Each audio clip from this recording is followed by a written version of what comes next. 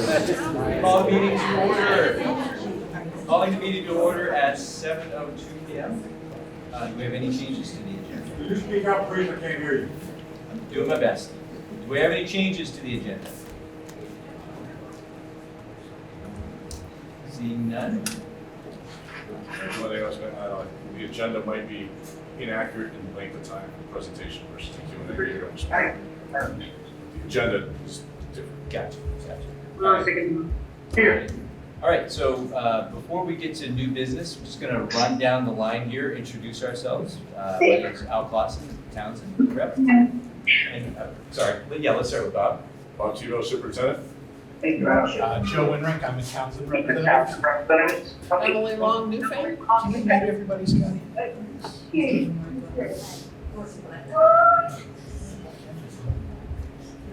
I think that was it. Hi, I'm Sarah Webb. I'm an at-large board member. I'm Lindsay Bertram, Newfane rep. Leanne Gilson, Brookline. Dana West, Jamaica. Peter Broussard, Newfane. Heidi Rose, Director of Finance. Hi, I'm Randy Lichtenwalder, Principal at Townsend School. Hi, I'm Scotty Tobachik. I'm principal at Newbrook Elementary School. All right, I think we got everybody. Just a reminder to folks out on Zoom, as you're joining, please make sure that you mute. Scotty's doing his best to make that happen, but as you join, please mute yourself. So, okay. All right, with that, thank you for coming tonight for the first of 3 community outreach meetings here at Townsend Elementary School. We can't hear you. You're all muted.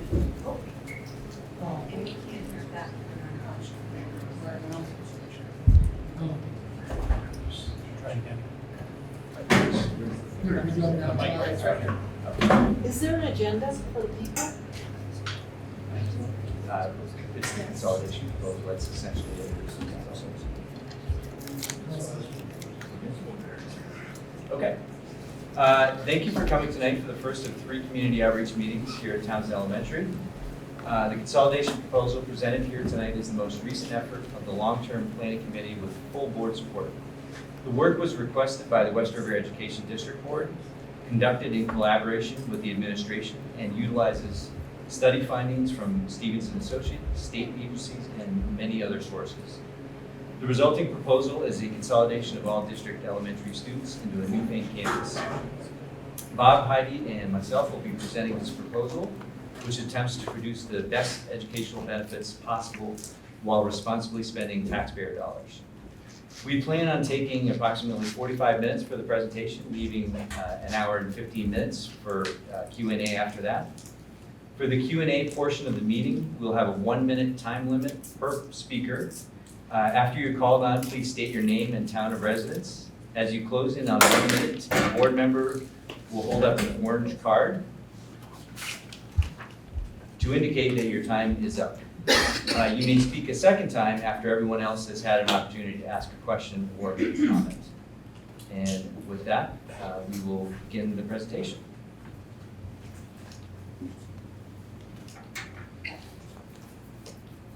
Wait, is that?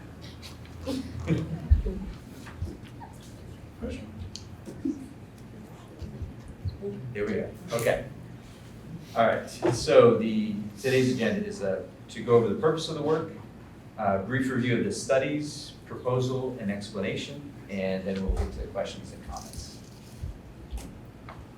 So why long-term planning? Well, this conversation began, and Al's going to take us through a little bit of the history going back to 2018. But the real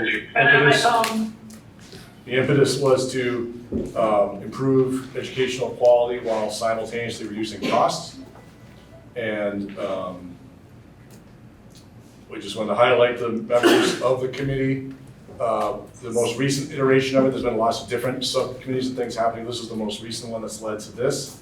So we have some board members, their town residents, the administrative team who was represented, this was from last year, and of course our work with Stevens & Associates firm who led us through the process. So that is the introduction. And move on.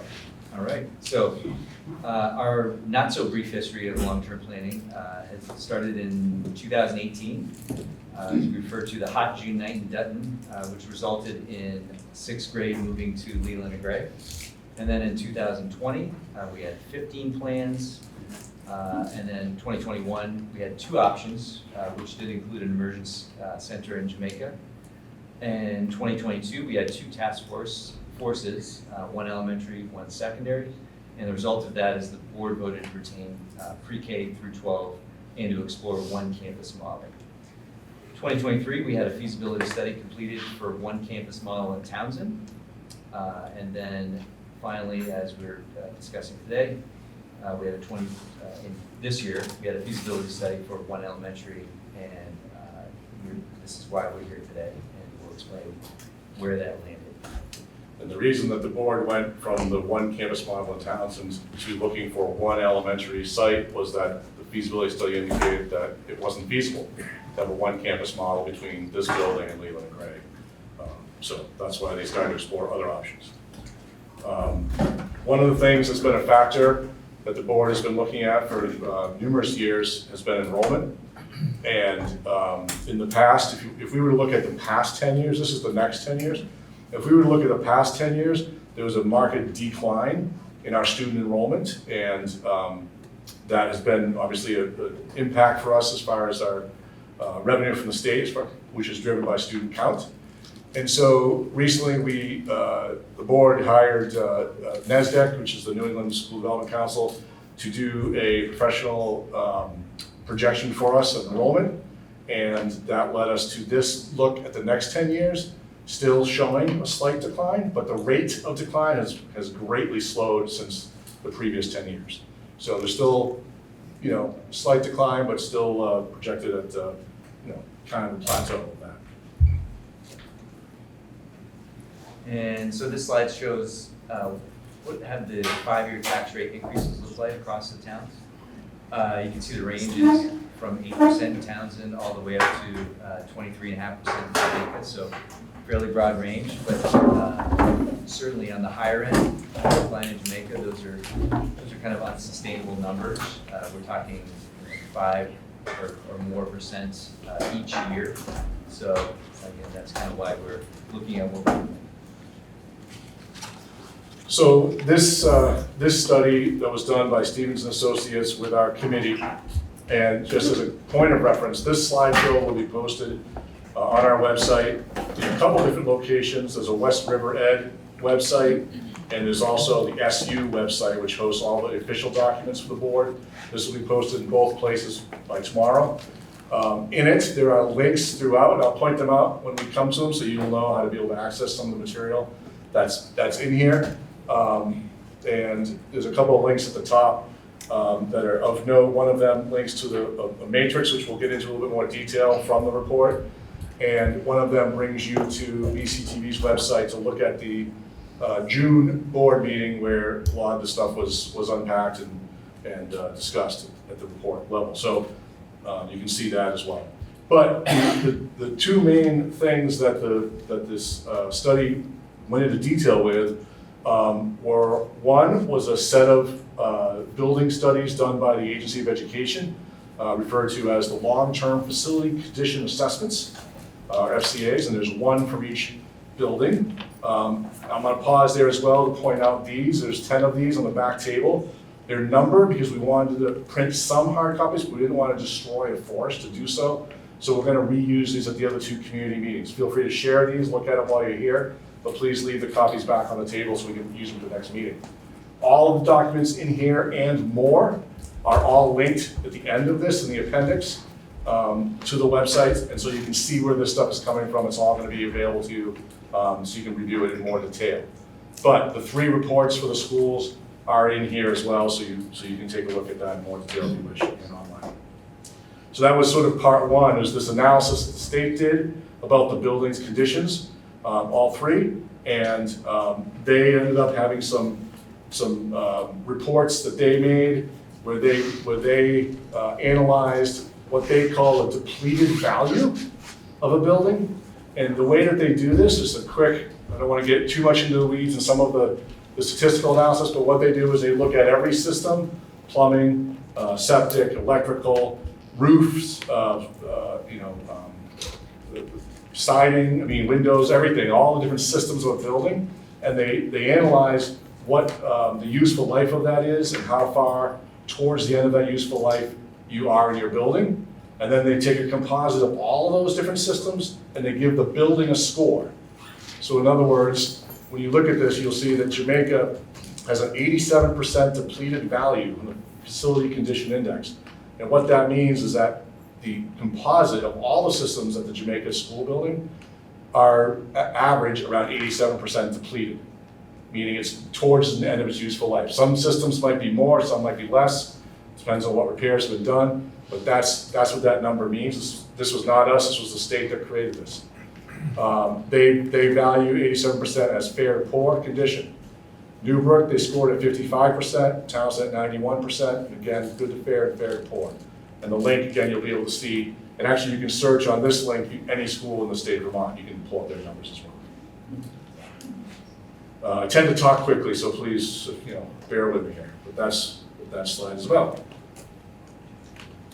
Yeah. The second part, so the first part was those building reports by the state.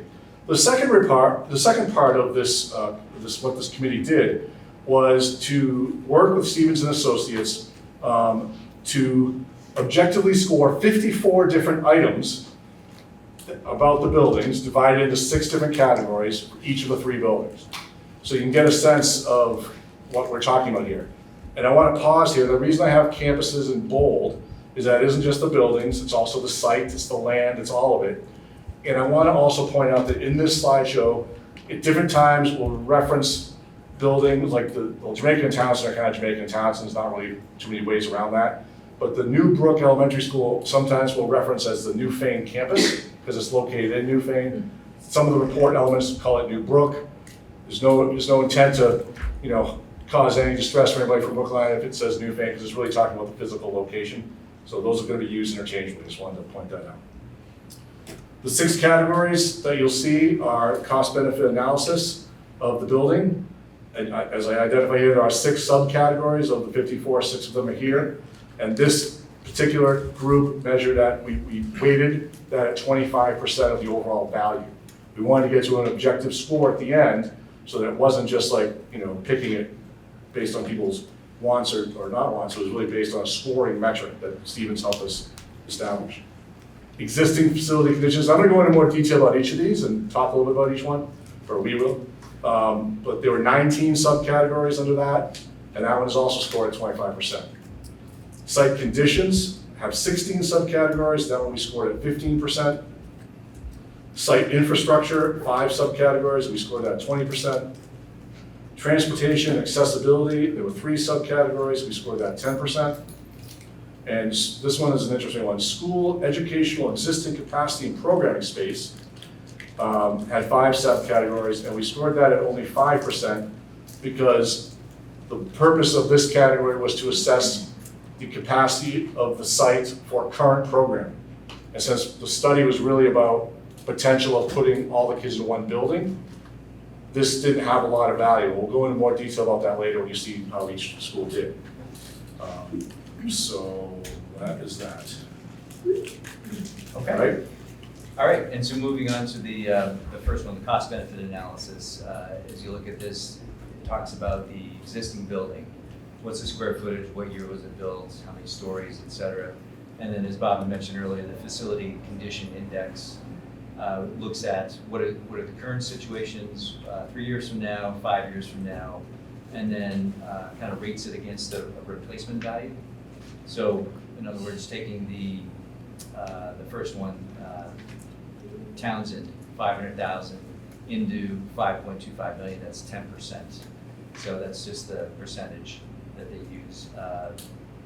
What this is essentially saying is that there is a tremendous amount of maintenance that needs to be done at Townsend as well as Jamaica, and less so at Newbrook Elementary. And then if you look further down at the recommended non-renewables energy conservation measures, ECMs, you can see that there are some projects that are available and ready for Townsend and Jamaica that show that they have a pretty quick and effective payback period. And for Newbrook, there's really not much of there's no low-hanging fruit anymore. So I think the one or so projects that we do have has a very long payback period, just because there's just not many projects. Because they were already done. Yeah, They were already done. So, and then you can see the score up above, which tallies along with all the other scores. Jamaica at 21, and Townsend at 26, and Newfane at 44 out of a total of 54 possible points. At the end, as we go through the 6 areas, we'll show you the total of all the subcategories together so you can see the total score. Number 2 is the existing facility conditions. And so you can see that this looks at the current and the 5-year FCI score, which is Facilities Condition Index again, structural integrity, maintenance history, safety and security, accessibility, future expansion potential, which is a big one obviously for this work, and code compliance. And you can see, sorry if the titles don't quite line up here, but you can see that from this, what we wanted to show you was that again, up the top, Newfane had the highest score, then Jamaica, then Townsend. And you can see down below the plot of land, the septic capacity, and the parking spaces were just 3 areas that I picked to show. There's other parts of it, but I tried to pick narrow things just to highlight, because the whole thing is really quite long, and that's why we linked to the matrix in full. So that's number 2. All right, number 3, site conditions. Again, Jamaica scored 36 out of 48, Townsend 18 out of 48, Newfane 39 out of 48.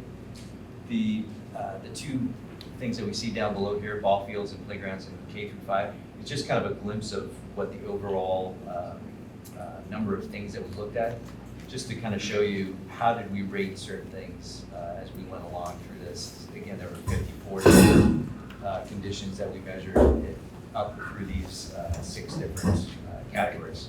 So you can see each school had the ability to be scored on a 0 to 3 scoring system, depending on where they fit in the rubric.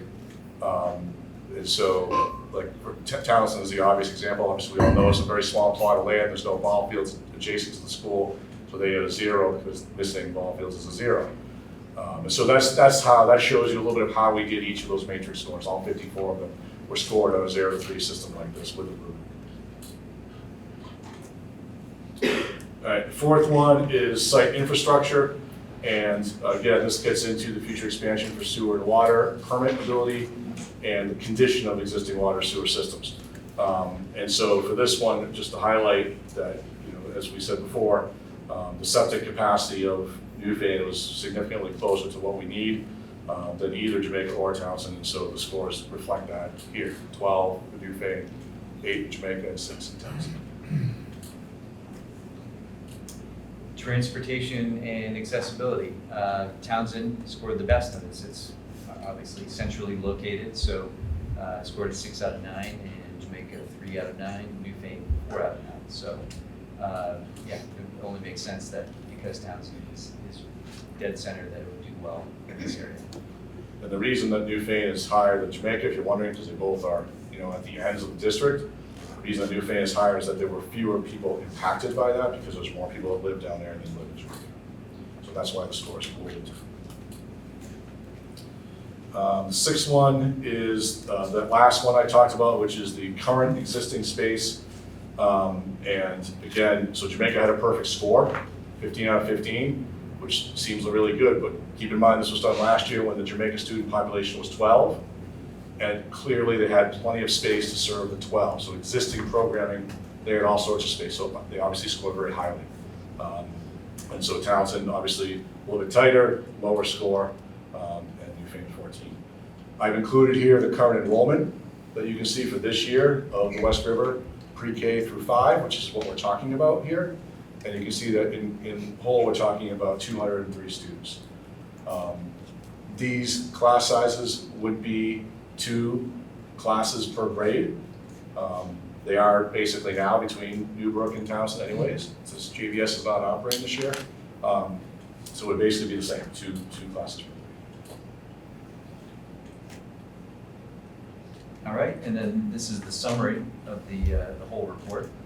It sums up all of the different categories, 6 categories, and at the end of the day, Newbrook came in at 73%, Townsend at 45%, and Jamaica at 52%. And the scores shown below are out of 3. So Jamaica 1.5 out of 3, Townsend 1 out of 3, and Newbrook 1.7 out of 3. These were all weighted. Those are the weights shown on the right. Things that have more value with cost-benefit analysis at 25%, existing facility conditions 25%, site infrastructure at 20%, and then we weighted the others to a lesser degree.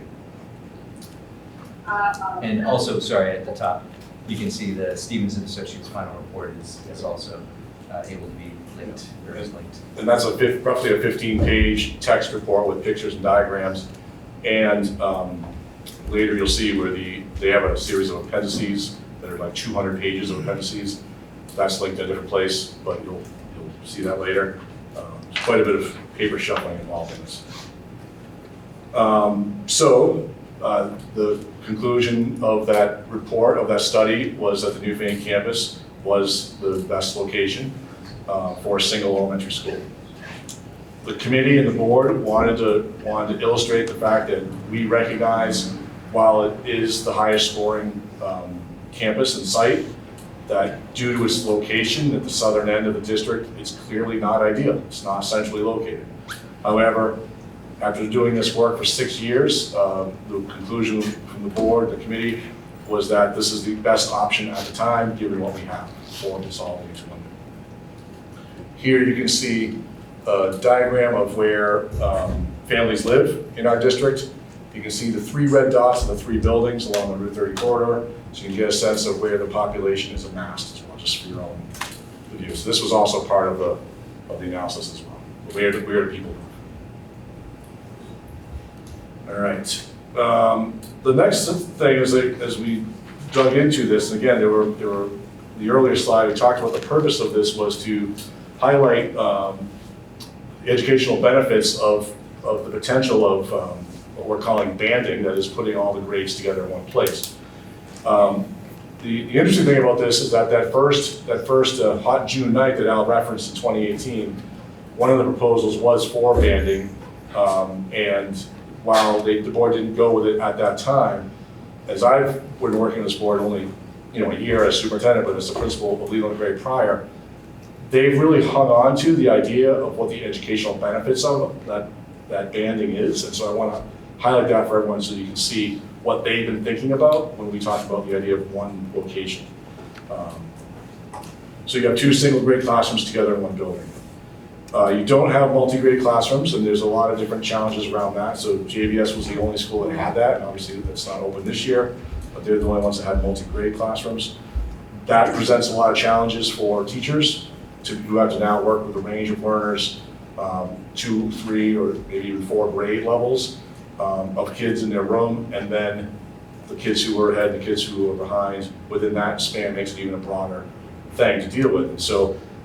And to do so with multiple curriculum. So that's a significant challenge.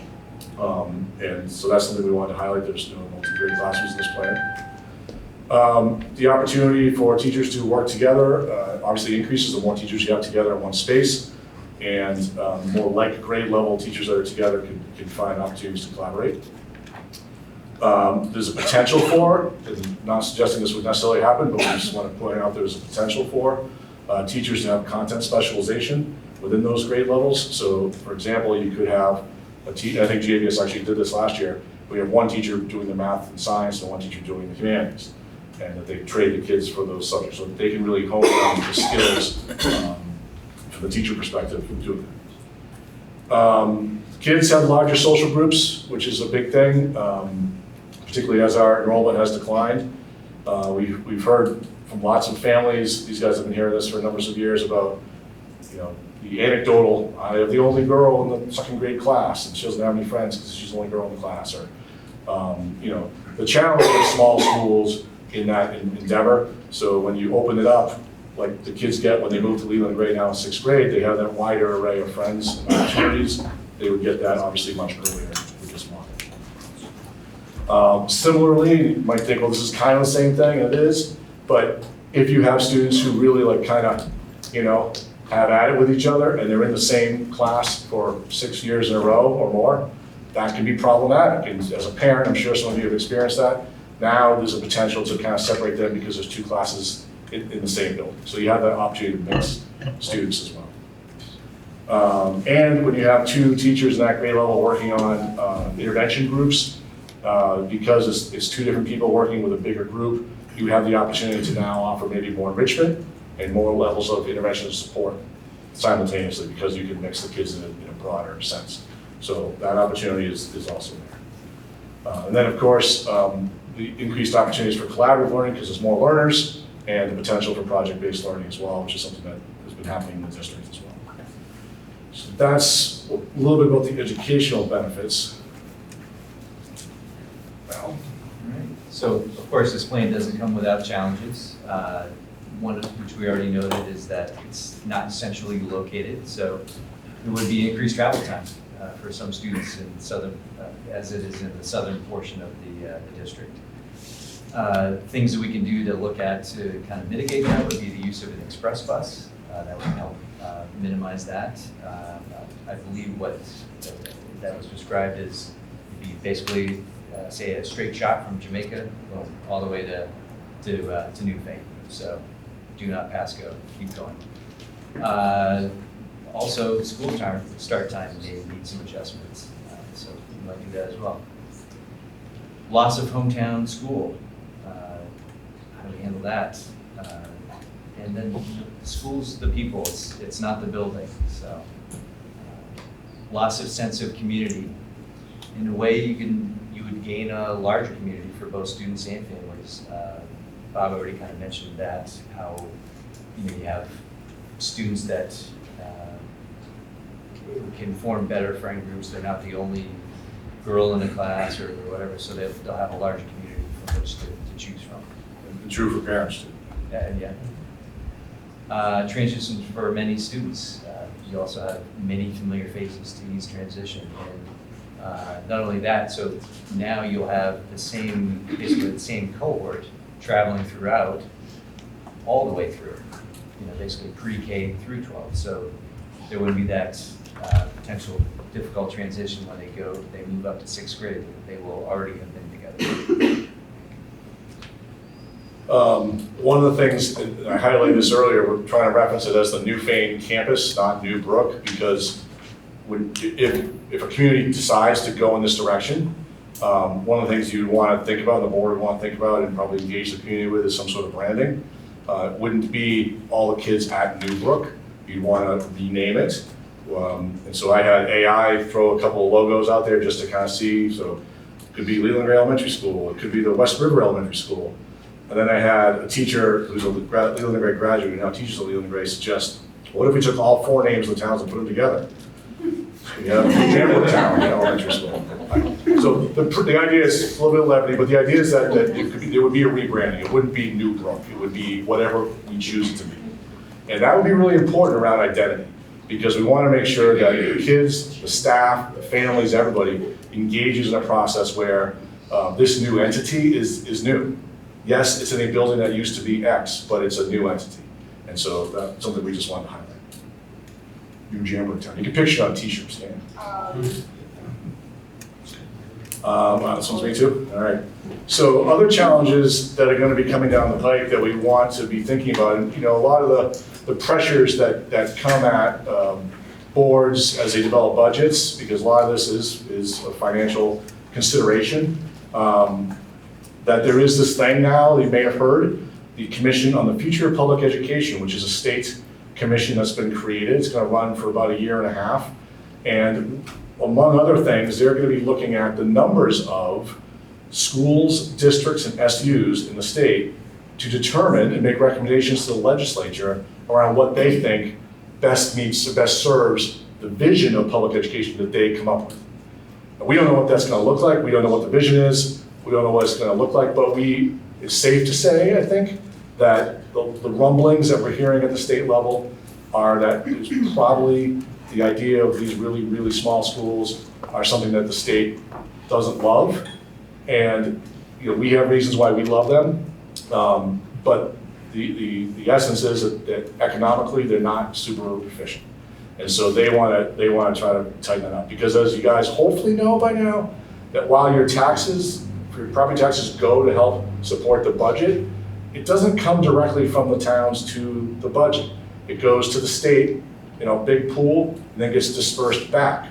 So what our budget is set at determines what the tax rates are set all across the state.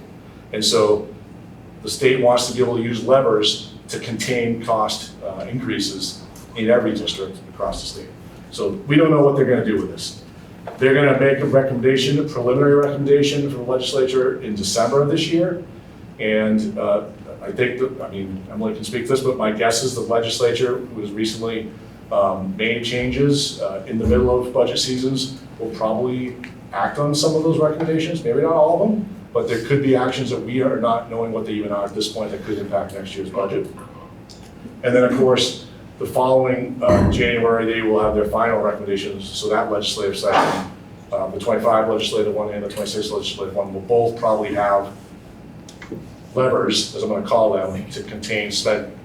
And so this board's trying to get ahead of that a little bit, I think, by thinking about this. The other thing that's coming back this year that has been on hiatus for 4 years, pre-COVID, right? Yeah. Was the excess spending cap. The excess spending cap sets an amount that is the per pupil amount for the state. And if you try to spend more than that, I'm just gonna make up a number, let's say it's 15,000 per pupil, and you wanna spend 16,000 per pupil, that $1,000 that you're trying to raise above that, you actually get taxed $2,000 to get your 1,000 back. So it's like a tax penalty to get to that amount. So obviously, you want to keep your money in your towns as best as possible. To be at or below that spending threshold is important. We haven't always been at or below it, but it's certainly something historically that the board has tried to do, right? So, but that will be returning, and it hasn't existed for the last several years. Healthcare costs for employees last year was 15%, something like that. 16% increase, which is not something the board controls or the staff control. This is the state health plan. They're expecting double-digit increases there again for FY26. So we have these more pressures just sort of lining up. You have the typical increases, cost of living and salary negotiations that go on. And of course, as Al pointed out, and we didn't get into the weeds too much on this, but the buildings are at these percentages, is 87 to 91, even the 54 that Newfane was, are that high because a lot of these challenges that the board has faced over the years, rather than cutting student programming, they've reduced input into the facilities. And so some of those deferred maintenance, we call it, just gets kicked further down the road. Well, that begins to snowball a little bit. So at some point, if you're gonna maintain the buildings the way that you maintain them currently, some of these are gonna need some significant repairs and investment. So that idea of that increased investment is gonna need to happen as well. And that money, at one point, used to not count towards the cap. It was just bonds that didn't count towards the cap. But now all this will be counting towards the cap. So we don't know what that will look like. So there's a lot of pressures, is the point we're trying to make here financially. All right. So what does this mean financially? So this is broken out into year one and year two, and then includes capital. So in year one, we obviously have some one-time costs in terms of setting up the building, getting it prepared in Newfane. That would. And we'll talk about what that is in a few minutes. So that amounts to about $655,000. The savings are estimated at a little over $1 million. So the year one net savings, after you account for the one-time costs as well as the lease of the new modular, we're at $214,000. And then in year two, the only cost that we have additionally is the lease. We continue to have that savings of $1 million and a net savings of $870,000. In terms of the capital, the longer-term savings, the $4.5 million over 20 years, that is the expected capital spending that we would have at Jamaica and Townsend over the 20 years. So a little more than $200,000 per year that we would be saving occupancy of those two buildings.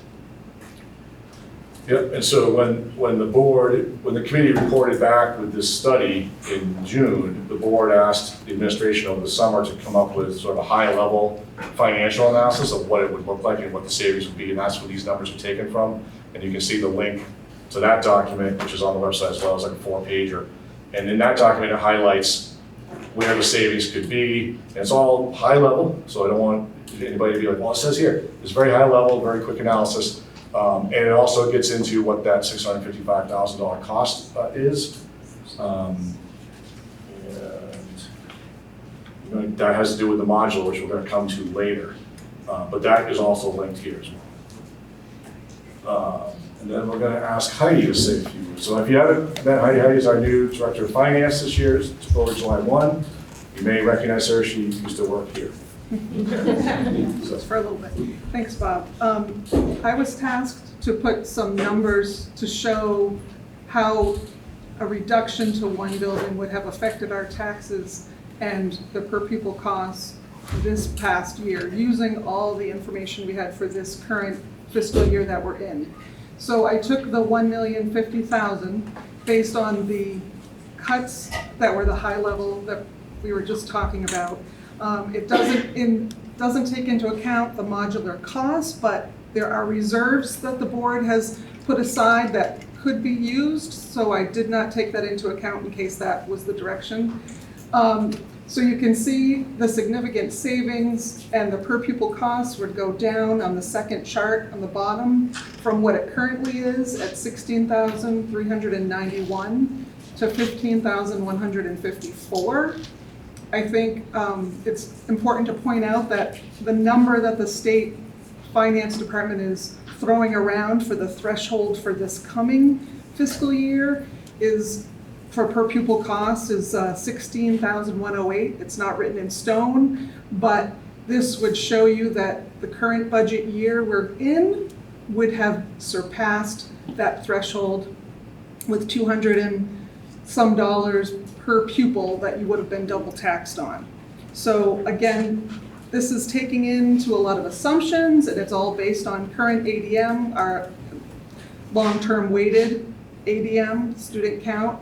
It's taken into consideration the yield, the 98.93, and the yield is again what is set by the state that makes to ensure that the education fund can fund all the schools across the state. So those numbers will change for next year. I expect our long-term weighted ADM is going to go down because our student counts in the last year went down significantly. And the yield, there's no way to predict. The governor put out a letter just recently that makes it sound like the yield is going to go down. They're talking about a $60 million gap in the education fund due to what is expected to be double digits and increases in Blue Cross Blue Shield insurance. So all of that will factor in to what these potential numbers would be. So the $15,154 again is with the current year numbers. It doesn't make any promises for what next year's budget could be. I want to just stop on that point for a minute and just highlight that we're not comparing this year to next year. We're comparing this year to this year if we had consolidated this year. Follow? So we're not looking at FY26 projections for costs. We're trying to compare what it would be, what it is this year versus what it would have been this year had we made the decision last year to consolidate. Because we wanted to have apples and apples. So that's why it says FY25 with one school, because that's this current fiscal year. So, and then that tax rate, or that, it drives the tax rates. Right. And so the top graph there is one that Lori actually put together coming into this tax year, into the fiscal year 25, showing what the actual tax rates were prior to the CLA and then after the CLA, and shows that the taxes at the end in red on the top graph, how much each town's taxes went up per 100,000 on a home site value. So then I took the reduction of the 1 million and put it into the tax rates again, just as a comparison of this year with all 3 schools versus this year with only 1 school. And it shows the tax rate overall going down 7.55%, the variable from what it is currently. As you can see from the total on the end, it's a negative number on how your taxes would have been impacted versus what we were paying. So just a little comparison there. Again, all of these are with variables that we can't predict for next year. It's all based on current year. And these amounts are based on $100,000 house value, so you can Right. multiply that into when you're thinking about it. And again, these are what this year's rates would have been. I want to make sure I say that plenty of times. That's not what we're thinking next year's increase or decrease would be. This is what this year would have been, just so you can compare apples to apples. All set? Yeah, thanks. All right, so Al mentioned the modular classrooms, and there had been a lot of conversation at the board. A couple of board members maybe had been a part of some modular classrooms back at Newfane back in the day, which were basically like construction trailers that were stacked up in the end of the building when they were doing one of their additions. And I said, well, they're pretty different. Marlboro has one now that's pretty nice. This is not Marlboro, this is just from a website, but I wanted to just have a picture of this up here so that folks can see what we're talking about. We're talking about some kind of a unit that would have 8 classrooms, bathrooms, and some offices. There's a picture of a classroom. It's not a very elementary looking classroom, I apologize. It looks more like a high school classroom, but you get a sense of like what these look like. They're not utility trailers or container storage type things. They're decent. They're decent. So this is what it could potentially look like at the current Newbrook site. This is an aerial view. More than likely it was not. This is just what Stevens and Associates plotted. It would likely not be right there in the outfield. It would probably be more kind of like an L shape on the bottom of the existing building, but that was just for placement only.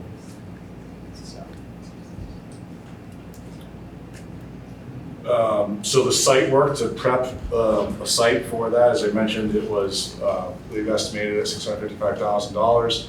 And this is based on the high level assessment that the board asked the administration to do. That's obviously subject to fluctuate based on what real costs are. But it was our best guess what those costs were. And there's a lot of laying a concrete slab, you're bringing out electric, you're bringing out water, you're bringing out septic. And you have to get things into fire code and so on and so forth. There was also a paving project for the parking lot, because we've been to Newfane's parking lot, it's mostly dirt, and if you're gonna have that many more people, you have to have some law and order with lines and such. So that's where that number comes from. As Heidi mentioned, one of the things that the 655 is not included in your estimate for that cost in the FY25 one school option, because the board is sitting on roughly 1.3.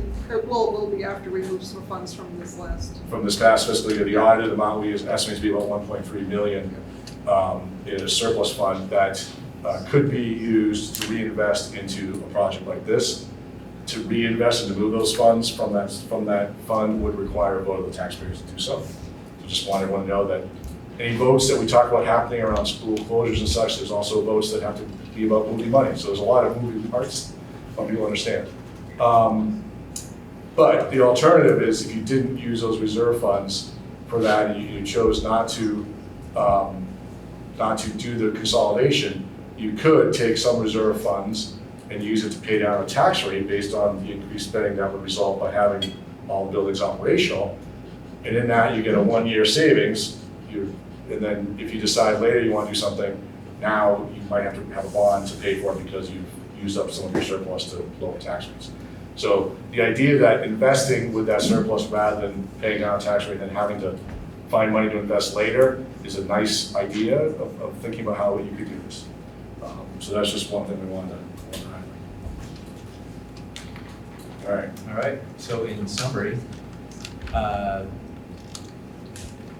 part of our mission, obviously, we want to have, we're student-centered, so the educational benefits are great. Bob spoke to these earlier, no multi-grade classrooms, We have increased teacher collaboration, possible teacher specialization, larger social groups for students, broader mixing capacity, better opportunities for support and enrichment, and increased opportunities for collaborative learning, including project-based learning. And then there's the financial benefits, which are we have yearly savings, use of the surplus for reinvestment in the district, and get beneath the excess spending threshold. So again, we are very student-centered. This has been where we've looked from the beginning. So to have it be so focused on students and have so many benefits, but also have the additional benefit of kind of the dual mandate of helping out our taxpayers and making sure that we're doing that as well. It's landed nicely. So how would you get there? So this is part of our Articles of Agreement, Article 14, which is school closing. No elementary schools will be closed within its boundaries after the effective date of merger unless the electorate of the town in which the school is located consents to closure. Closing a school means the unified board will no longer use the facility for the provision of direct education services to students. So communities are involved in that level, of course. The questions have been asked, what happens to the buildings if the towns do agree to close and we do consolidate? Well, Article 7 of the Articles of Agreement address that. And they talk about that if the board does decide to not use for direct delivery of student educational programs, the district shall offer the sale for these properties to the town in which they're located for the sum of $1. And so that's a shall. They don't have the option. The town can buy it for $1. The town has to maintain ownership for 5 years, and they have to use it for community and public purposes. Which maybe that's a strain on the town. Maybe the town doesn't want to do that. That will be up to the town. If the town elects not to acquire ownership for $1, then it resorts back to the district. And the district is a shall in the language. We would have a lawyer review all this, but the district would then be forced to sell the property and be able to take the proceeds from that property and use it towards future work. So those are just two items we wanted to highlight from the articles that folks knew about. So what does this look like for a timeline?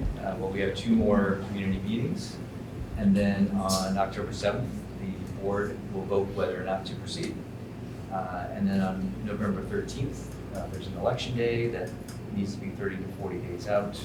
There's a 30-day reconsideration period, which would end on December 13th. And then in January, we would, based on decisions made, we would start building a budget. And then in February, we would adopt the budget adoption by the board. All right, so what's the alternative? We could stick with the status quo. We'll have rising costs, small decrease in enrollment projections, and tax rates that will definitely increase.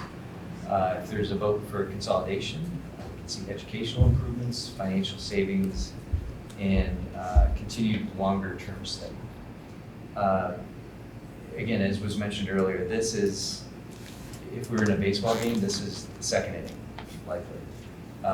We're really thinking about a much longer-term solution, but we really can't take action or take steps until we know where we land with this, right? So we could start looking at things such as a central location in Townsend, state-funded potentially at some point down the road. That would be a one campus, pre-K through 12. And that's something that we could look at. But again, we have to go through this first step, this shorter term look, in order to figure out what our towns are willing to do, and before we go to that longer term look.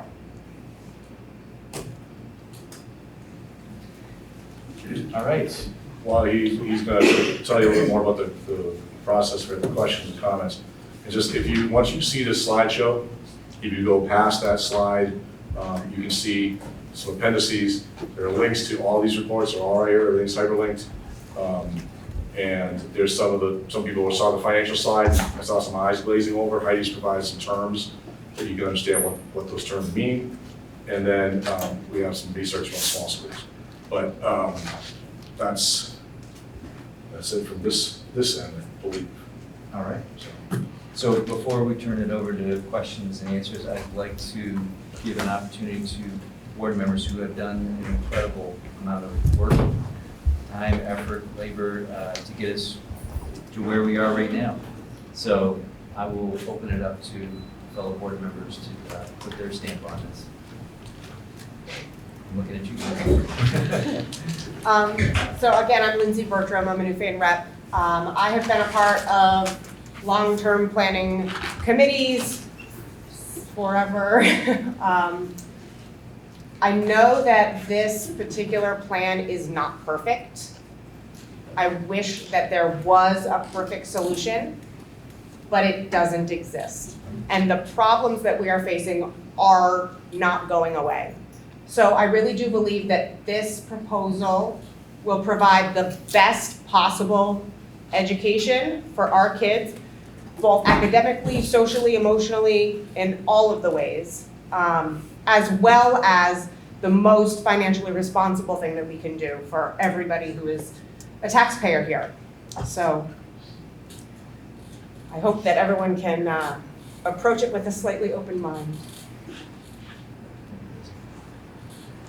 Anybody else?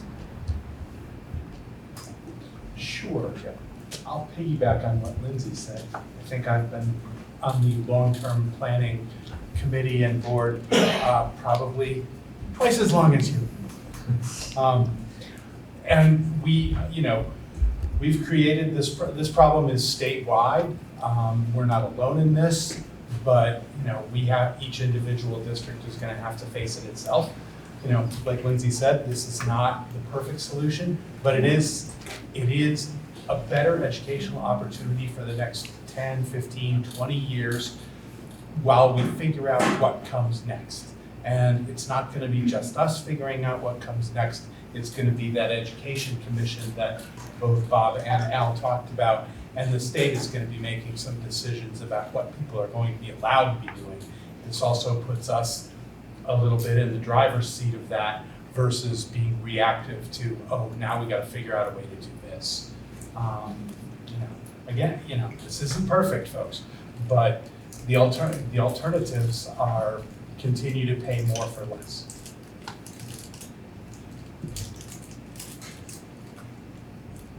Anybody else? You guys said it all. All right, so now we turn it over to you. We'll try to do our best to go between folks that are on Zoom and folks out here. Scotty's going to keep me honest, and we'll probably just do that. And again, we're going to try to keep it to a minute for your question, and obviously we'll do the best we can to respond. Maybe some follow-up, we don't know yet, but I will do my best to call on the first hands that I see. We'll start out here, and Joe, if you see him, put up the, sorry. Yeah, sorry. Yes, please announce yourself, name and town, and Joe will put up basically a stop sign when the time has been reached. Do I have a first person? Oh boy. I'm not gonna win on this one. Really.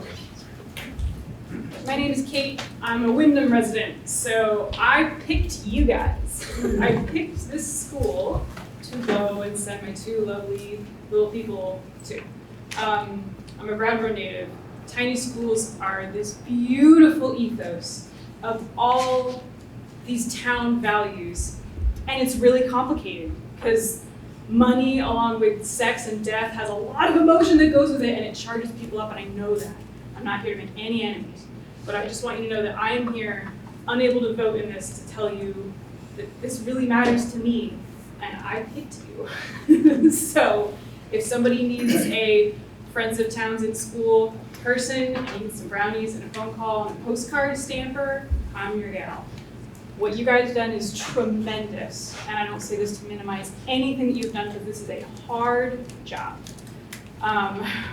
But my opinion is still my opinion, and whether or not, I have a lot of respect for your work, because that's a lot to stand in front of and do.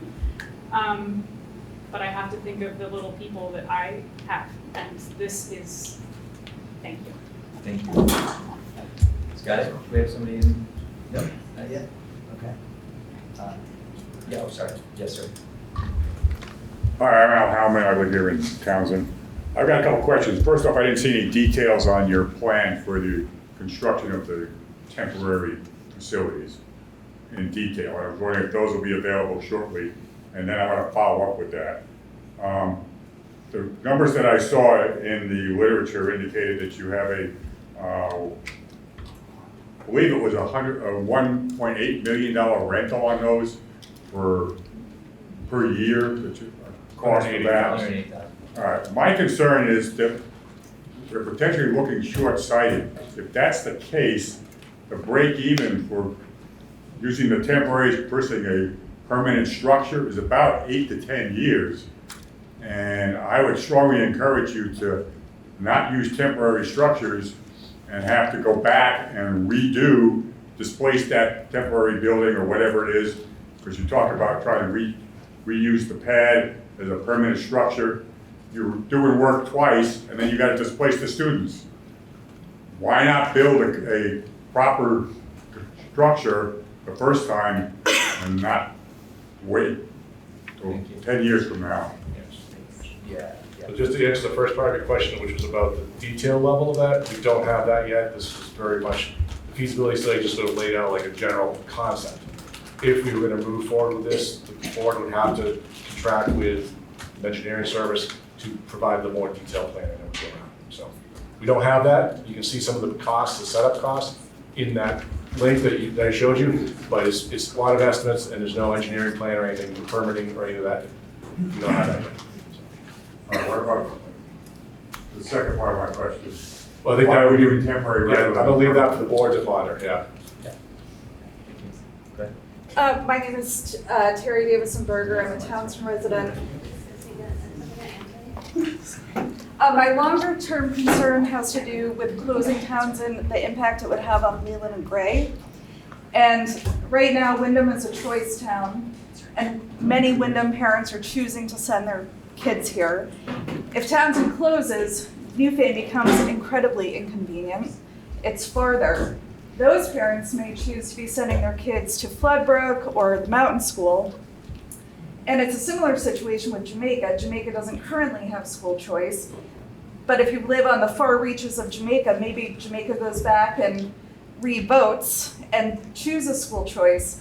And my concern is if we lose these kids out of the district now, we will not get them back for Leland and Gray. So if the Wyndham kids go to Floodbrook or they go to Winhull, there's a very good chance that they will go to Burn. If we keep them in the district now, and they're coming to Townsend, and they're right across from Leland and Gray, I feel like we would be more likely to keep them as high school students. Scotty? Anybody? How does anyone on Zoom contribute? Because I don't know. This is Kara Kane. How do I say I have something to say? So there's an option to put your hand up on Zoom. Where? On the bottom? I'm looking. I'm sorry. More reaction. Okay, I'll try that. Thank you. And we can take you right now. Yeah. Well, I might need more time, but I've known about this, but I've just kind of been floating around with it. I haven't heard anything about the time frame of this proposed building, what it's going to look like. So it sounds like we're wanting to, and I sound so silly, but it sounds like we're wanting to build one school, big school, right, for the elementary kids. What's going to happen with everybody while that's happening, aside from these smaller outbuildings that you were talking about, and the time frame? I also am wondering about ADA compliance and all those kinds of things for all of our kiddos with special needs and special education children. Like, how is that factoring into it as well? Okay, so I'll try to answer that. It might be some confusion in how we lay this out, and as was pointed out, this is a complex thing, and I appreciate you saying that about what these guys have done. Trying to lay this out in an order that makes sense is hard, so I apologize for that, but the plan is to add a slab and add temporary classrooms to the slab while the rest of Newbrook stayed the same. So there wouldn't be any addition, there would be no need to empty Newbrook in the interim. It would just add the slab, add the temporary structure, and put kids in it. So you don't have to worry about that displacement question that you raised. The timeline, I guess, is up to the voters, what they decide to do, and the board, and how quickly they decide to take action. We don't have that part figured out.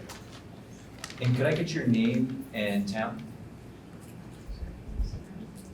I had muted her after. Oh, you did? Okay, right. Sorry, it's Kara Kane and it's Townsend.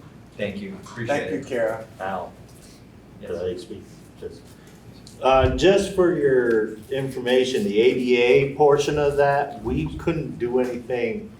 The state wouldn't allow us to build something non-ADA, meaning for disability peoples. So the facilities that we would plan would have ADA functionality. I appreciate that, just because if you're thinking about all the kiddos in our SU, you've got very many different levels and abilities of kids, and new kids coming in, and just to have that as, I'm sure new construction has to follow ADA code. I'm just wanting to have that being touched upon as well. Thank you. I'm Jane from Jamaica, and I'll keep within my 1 minute. I have one set of comments and one question that I'd like to hear from some of the board members rather than the administrators. My comment is this proposal, as nice as it is operating under a silent assumption to my mind. The assumption is that it's a pyramid like on the dollar bill where the government's at the top and tells every district, every town, every parent how much they have to pay for taxes, that they should put their kids in public school, and here's the curriculum, and here's the after-school proposal. It comes from the top down, and I think it's upside down. It should come from the bottom up. I didn't hear a lot in this proposal truly about the educational needs and performance of how this plan would help kids. It was briefly mentioned, 3 or 4 lines, but that isn't what it's about for me as an educator. So my question is, and I only use this phrase to set your mind so you understand my question.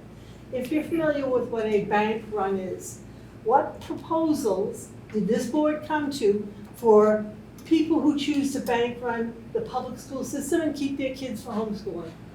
How does that affect your plan? Thank you. Anybody? I'm afraid I'm not familiar with the term bank run. I don't know what you mean by that. A bank run is historically, Peter, is when people don't like how the bank is operating and they go into the bank and they take all their money out and they use it in the street themselves. Everybody takes the kids out of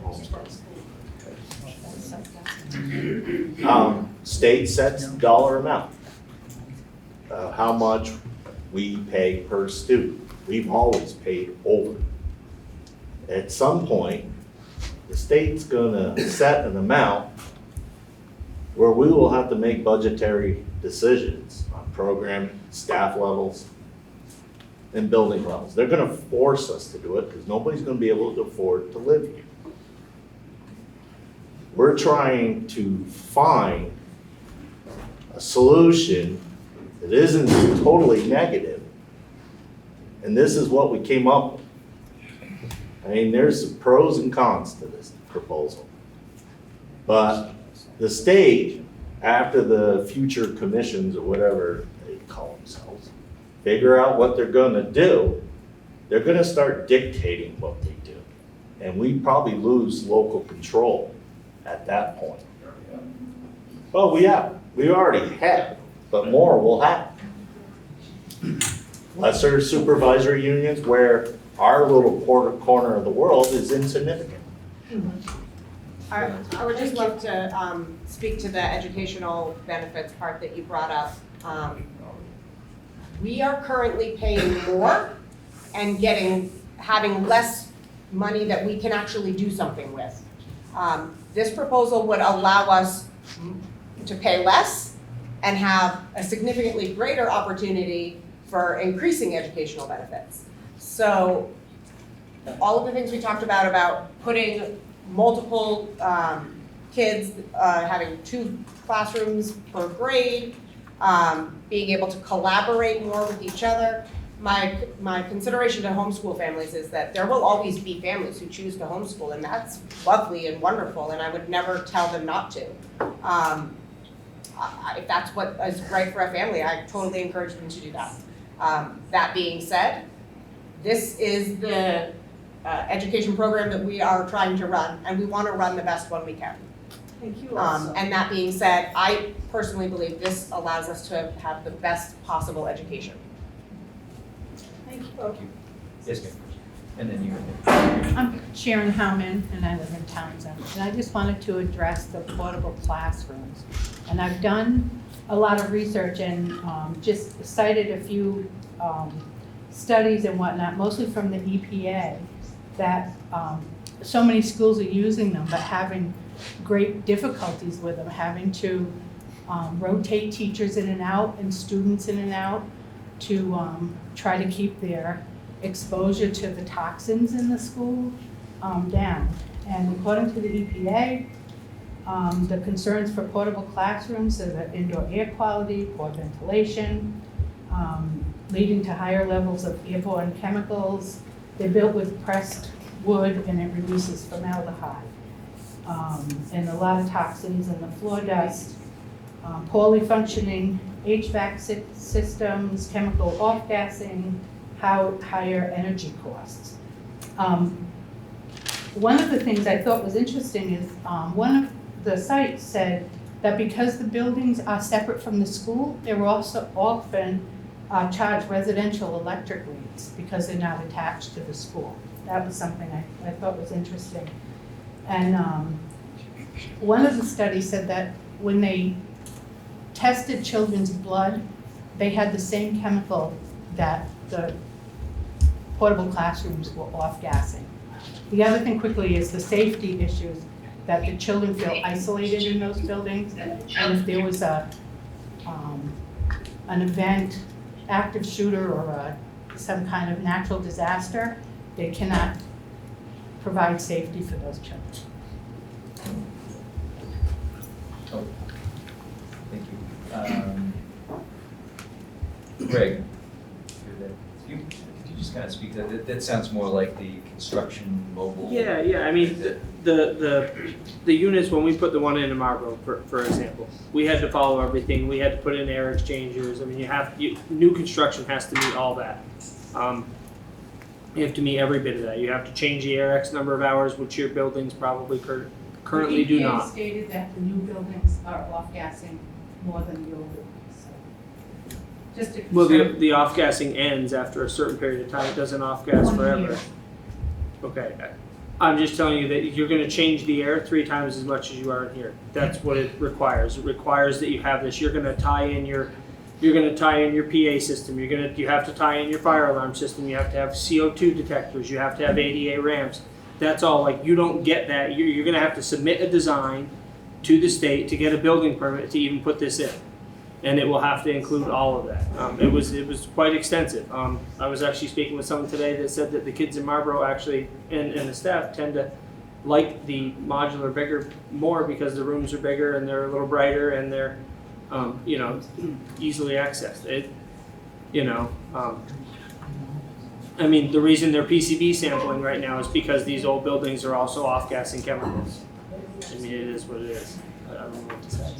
Thanks, Greg. Appreciate it. Scotty, did you say there was something? Yep.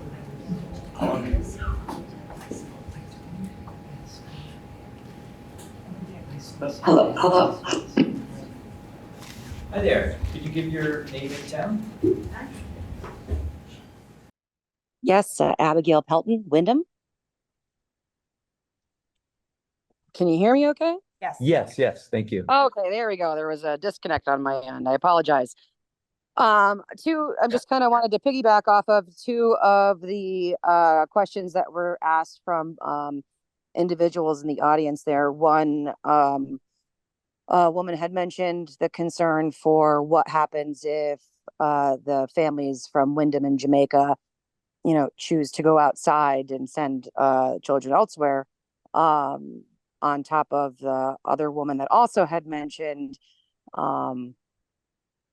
homeschool losing kind of local control. There is a lot of sentiment and concern within Wyndham and Jamaica about, how things haven't been considered necessarily for families over here.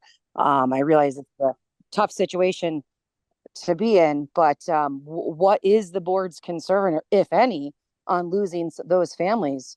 Because that is probably a significant amount of families that could choose to go in opposite direction. Thank you.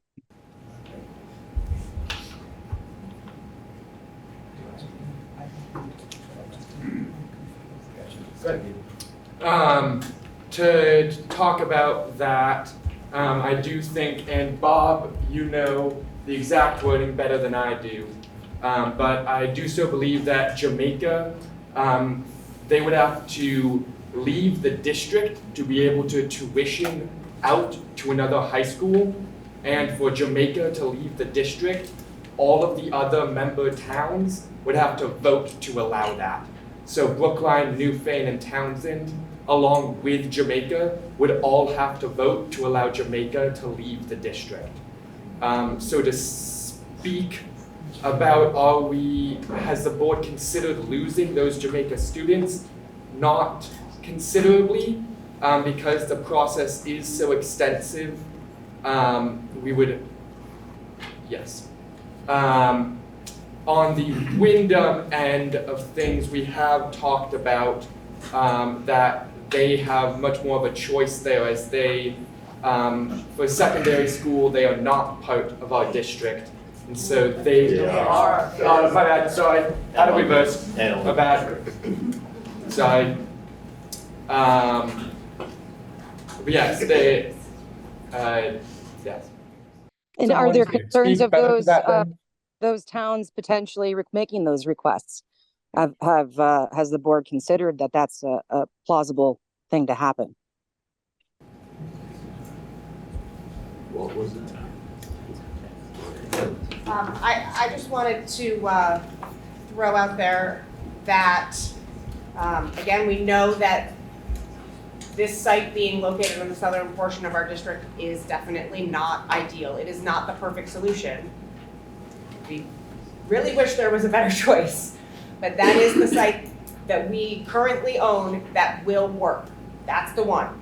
So that being said, we are talking a 10-minute difference between the Townsend building and the Newfane campus.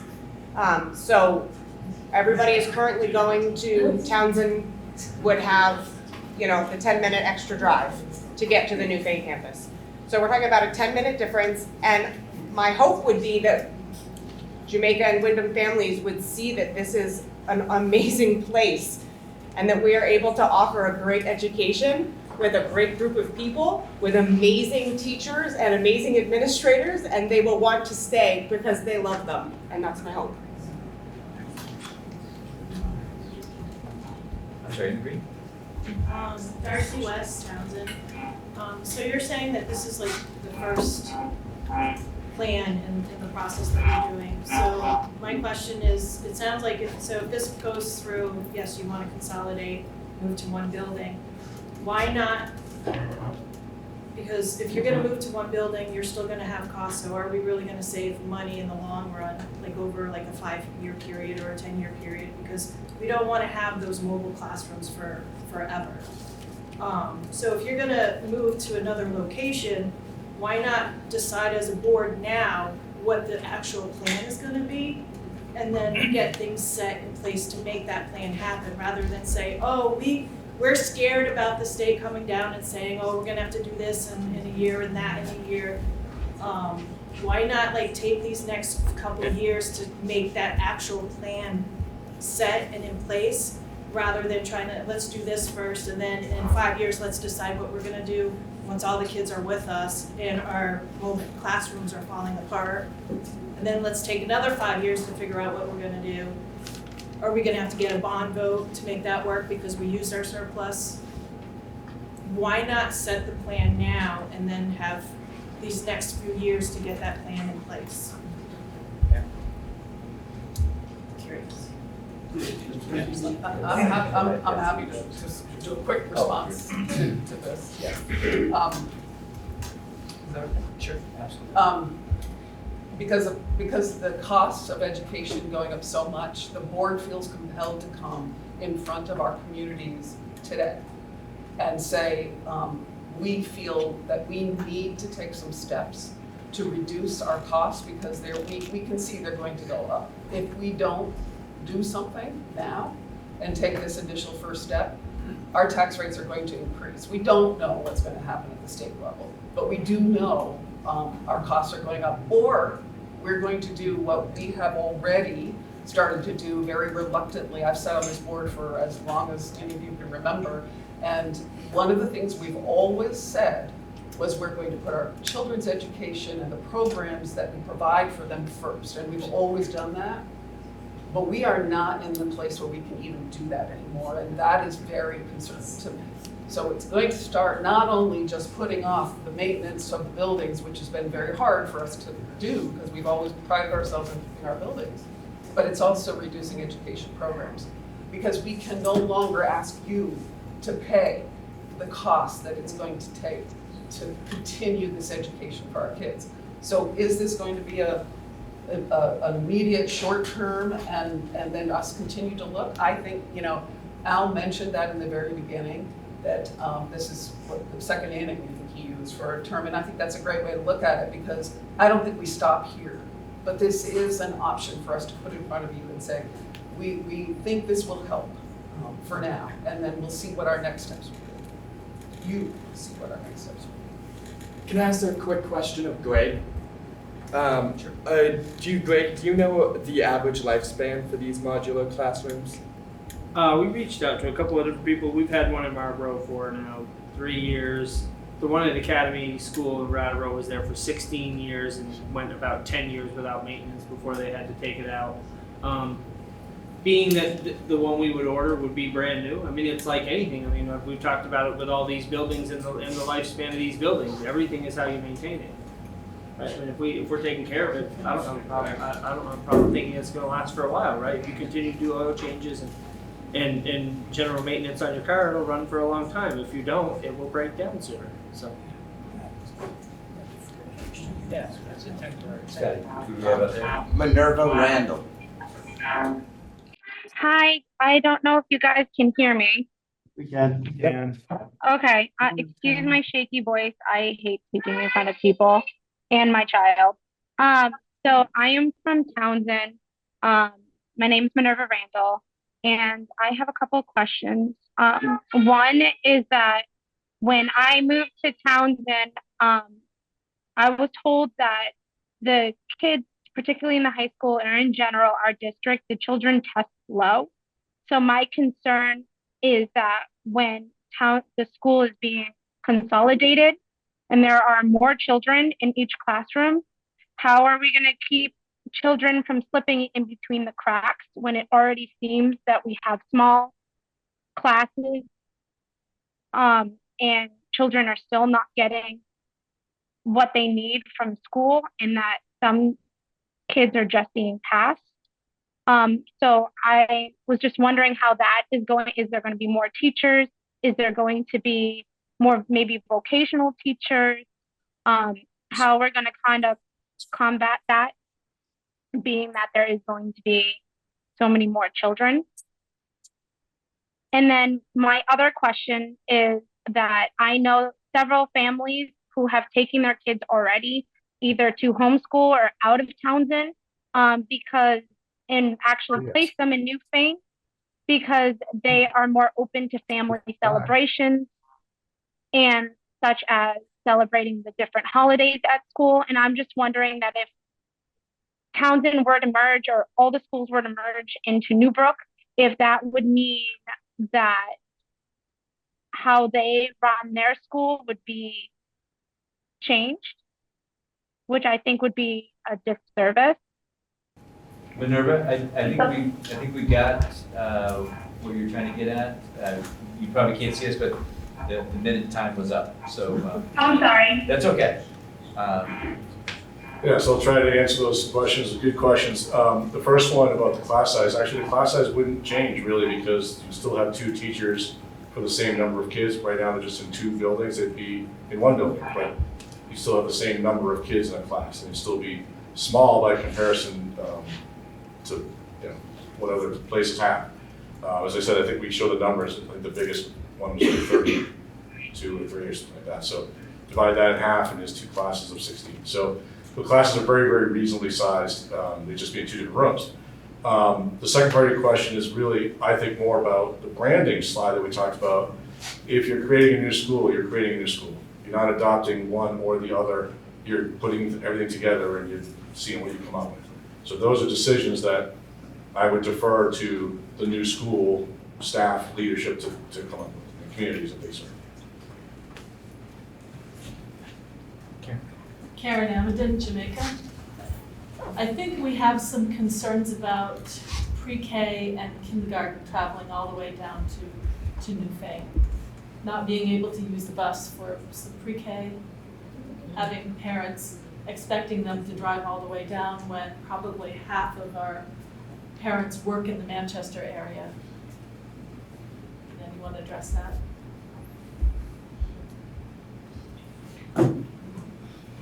Definitely a concern.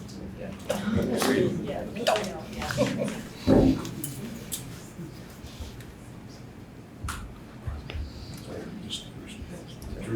I'm sorry, Drew. So, I just want to, not directly answering your question, but I think the important part of our conversation today was the slide that listed out the timeline of events that's going to happen, where the board has to vote to move it forward.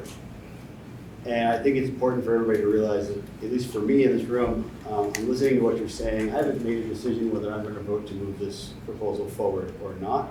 The question is about, well, what if the students and the families decide they don't want part of this process? Well, that's why we're here. We've gathered a significant amount of information, and we are now presenting that information and looking for the feedback of the community members, parents, and I'm sure the parents are talking to the students.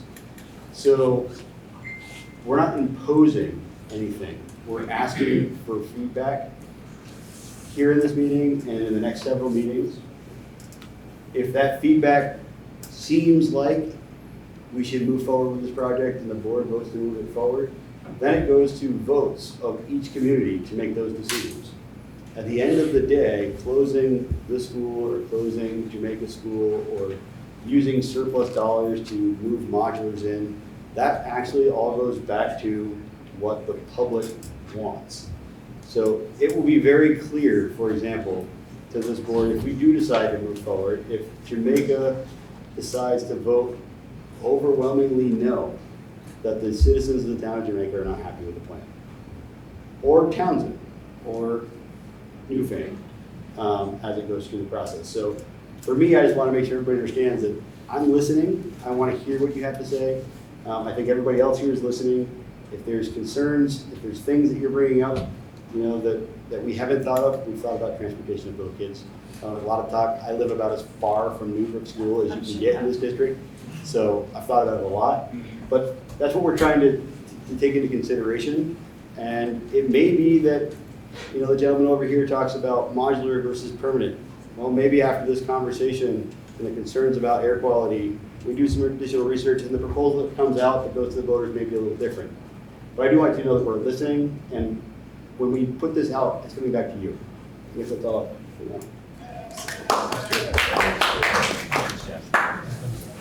Oh, sorry. That's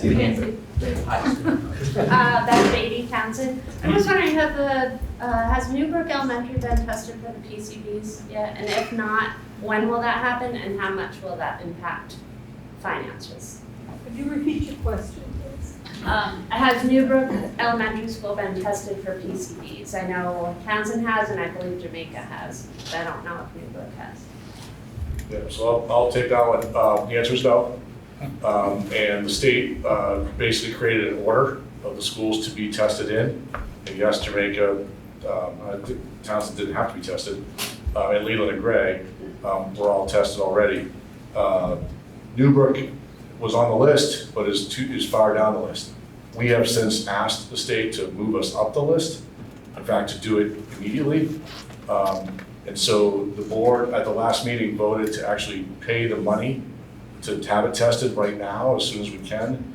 And we are badgering the state to hope that that will be refunded to us through the testing process that is in place. So the board is already moving forward with getting the building tested. One element that Greg uncovered is just, for those of you that maybe have been from Newfane and may know this, and we probably already knew this, but the building is actually made up of 3 parts. And the only part that is subject to PCB testing is 4 classrooms in the original building. So the amount of testing is actually quite small. It's only 4 classrooms. And it's inexpensive because it's very small, and so we'll have that to be able to move from there. Obviously, if it's high and we figure out what's going on, we'll deal with that piece. And that could, waylay plans perhaps, but we are already on it. The board's already voted to move forward with testing, and we're badgering the state to put us on, to speed us up on the list, even though they paused the process as of right now. So, good question. How about they'll have those results before voting takes place? Greg could maybe tell us if it's been scheduled or not yet. He's working with a consultant to do so. We talked to him. I was supposed to have a quote by the end of today, which I don't currently have. But they said they believe they could have someone there to begin. You walk through and do like a data poll first, where you pull all the structures, basically everything that's the same. It's the same kind of flooring, same kind of walls, same kind of walls, right? Whether it's brick, block, whatever. And so then they make a list of that. So then when they sample, if it does come back positive, then they start to try to kind of nail down exactly what it would be and where it would be, so that when they do the second round of sampling to figure out exactly what it is that's releasing the PCBs, then we know which way to go as far as remediation. But yeah, we did find it's only 4 rooms, and that would be a fairly quick sample. It's 4 air things that would go in there for 24 hours. They are kind of loud and annoying, but yeah, I think we'll have the sampling done in the next week or 2, and I think it took us 4 to 6 weeks to get it back. I would hope that it's back. I pushed them, similar to Bob was with the state. I was pushing Fuss and O'Neill, I need to get this done. My people need to know. You can't put your eggs in a basket if you don't know that basket, can do what you need it to do. So. Okay. Kelly, do we have some? I do. I'm not sure. This person already spoke. Okay. How about Abby? If Abby's new. Abby's new. Yeah.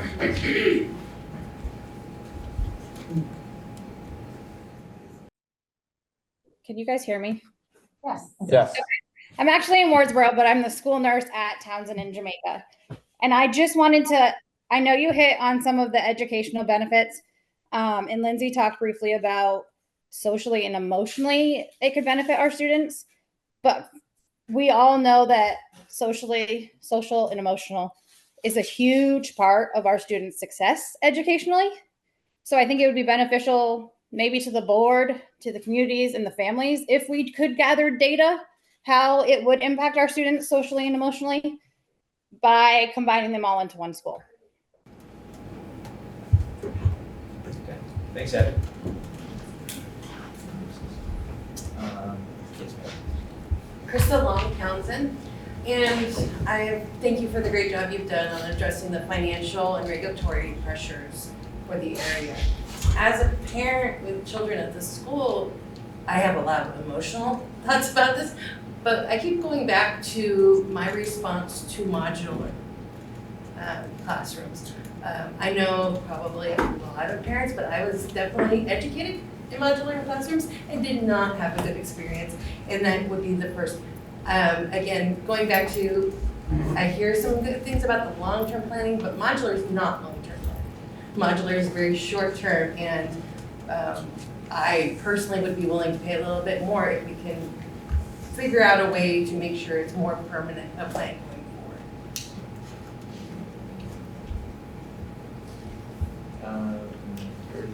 She did. We have somebody who, oh, all right, Chris, and then, Chris Jers, Townsend. I want to just talk a little bit about what Abby said, because Townsend has, we have some Wyndham students, we have some Jamaica students. Has the board considered that this would be those kids' third time of transitioning and thinking about their social and emotional feelings and how that is? That's a lot of change. And I also know that I see the impact of my students when a notification went home and they all panicked. So I just want you to really think about center. I believe Townsend has a great rapport with Leland and Gray. Their students come over here and do work with us. We go over there. That would be lost. So those are a lot of real, collaboration in different ways that I hope the board is thinking about. thanks, Chris. Yes, sir. Dale West Townsend. 4 of you members, I used to be on the board back when we first started looking into this, a matter of 14, 15 years ago. And honestly, I feel bad for the board because their backs are up against the back of the wall. That was told back then, 15 years ago, that days were coming. I was on the original Red board and talking about regional merger. And as much as I hate to say it, I'd rather be trying to figure out this option sounds pretty good versus what it could be. We could go back to some of those old studies and what the state was thinking of doing to us then. And we wouldn't like that one either. So I understand where we all are. I'm not liking it either. I wish it was more centralized and that we could do this in 2 years and had this plan maybe 5 years ago, and we would be probably building a new building right now, but we're not.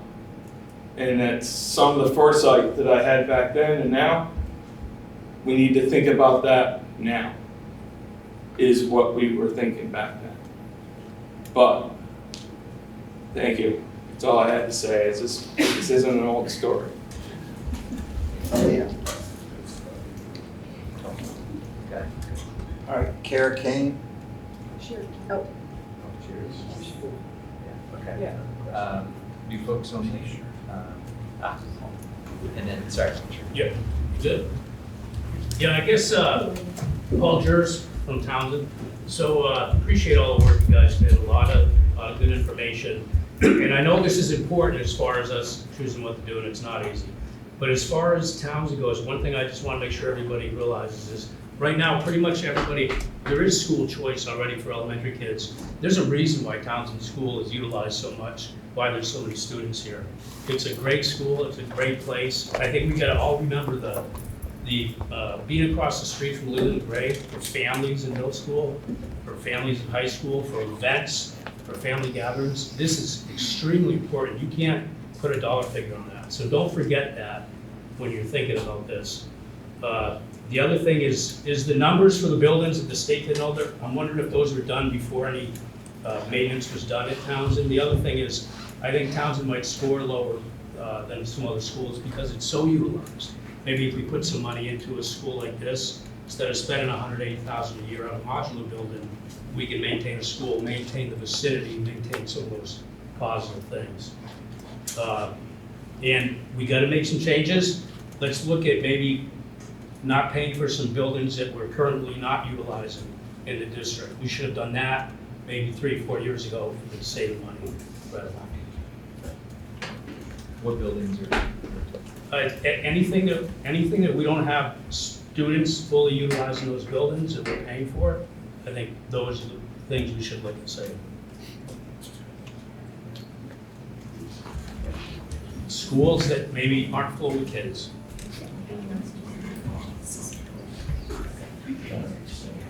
Thank you. Yes, sorry. Yeah, Catherine Luminello, Townsend.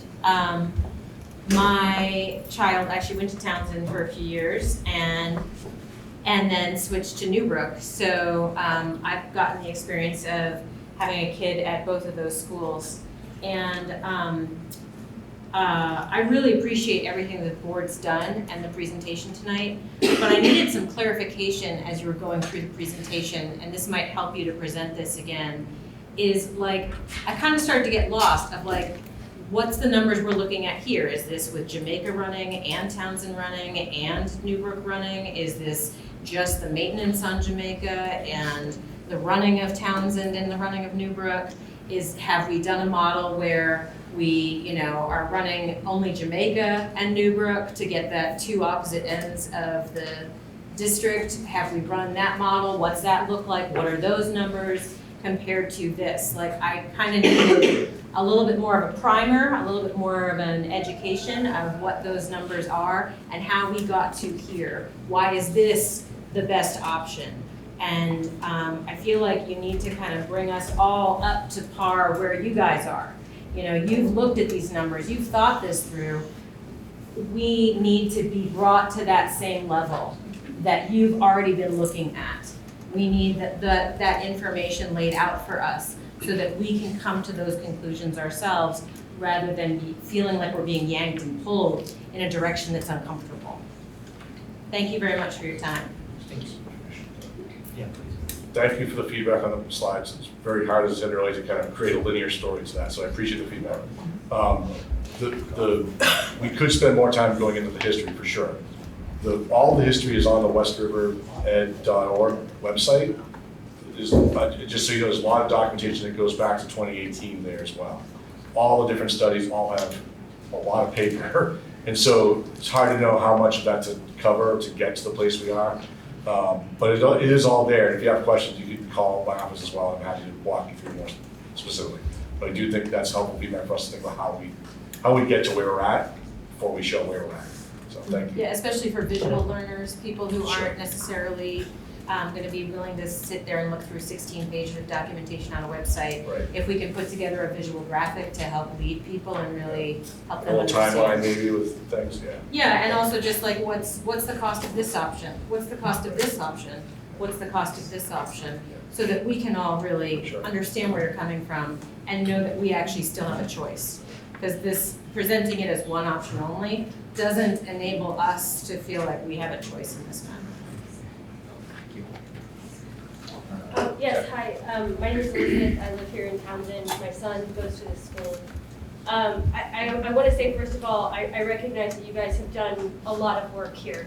And I understand that it's all been very difficult and you guys have made some really hard decisions, and I can appreciate that. I was an educator for 6 years. I was an educator in inner cities in Texas. I worked in classrooms literally jammed with students where people thought, you know what, I don't want to pay as much taxes, so I'm going to just cut the educational budget. And that's what they did. And it was not nice for us. We moved up here because we wanted to go to a place where people valued education and where people valued, and people saw the value of small schools and small class sizes. I want to say that I have to agree 100% with what you said about presenting this information in a way that centers the student. Because everything that I saw on those slides centered the dollar figure. And when it comes to my children, okay, what's the dollar figure? Because it's my children and their education, and that's what matters to me. I didn't see a whole lot about what it's going to be like for my son to switch from this school to that school.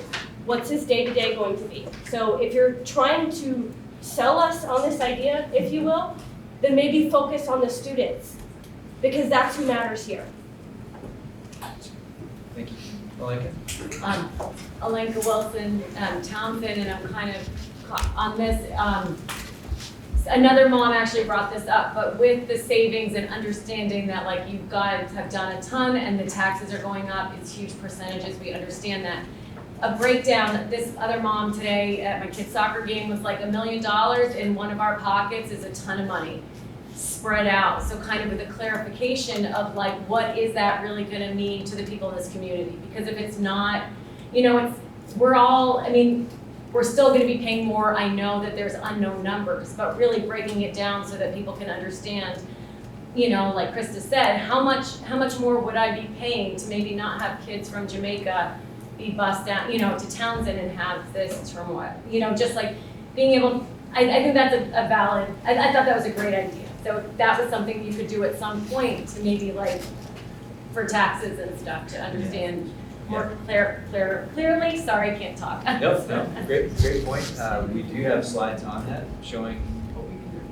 And, but we can, dig deeper into that and further clarify. Yeah, go ahead. I just wanted to touch upon a little bit about the numbers, and I don't mean to take away from students and, centering around students, but with a couple of the questions, there was one thing I should have pointed out, and I didn't earlier.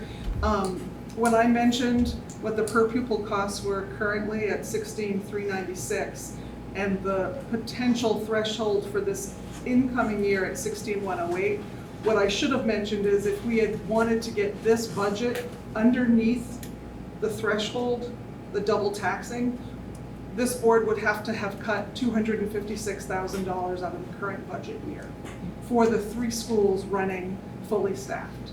So I think that is something to keep in mind, knowing that Blue Cross and Blue Shield insurance is going to go up potentially 14 to 18% next year, and that of course there'll be negotiations around salary raises.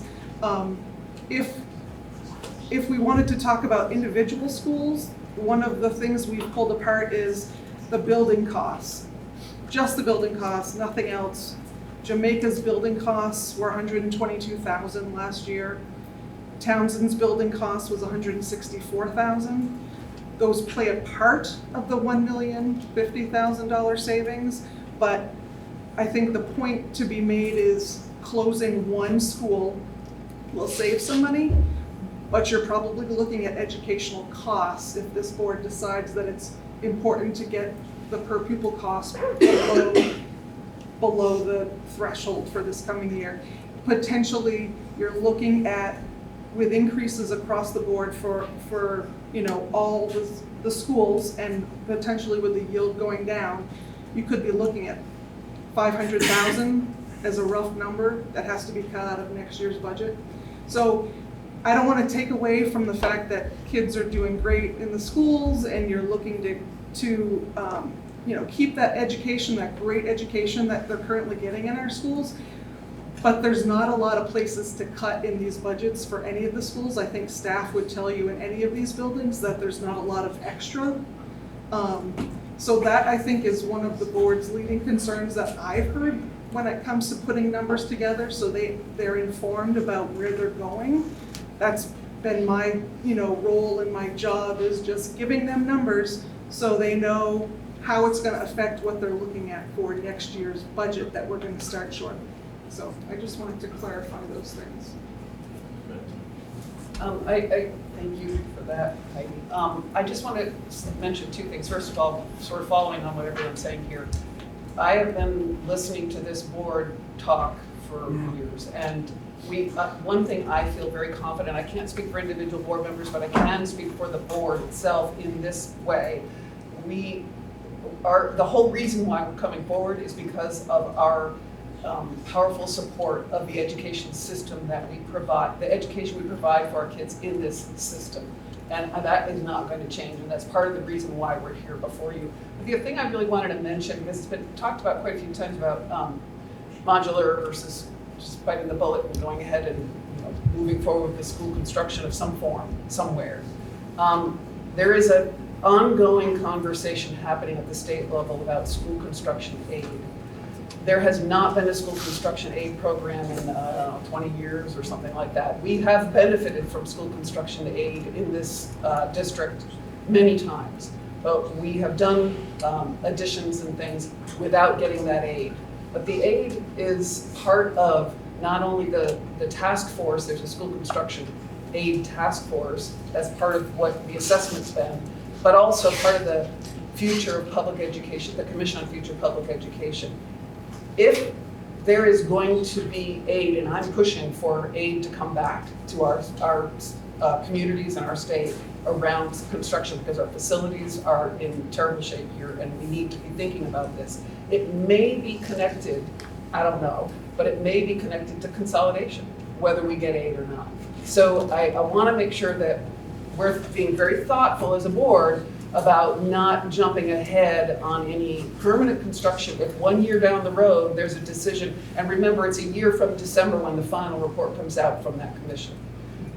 Then all of a sudden, we would qualify for school construction aid. I want to make sure that we're being really smart about that. So I just want to make sure you all knew about the construction aid program.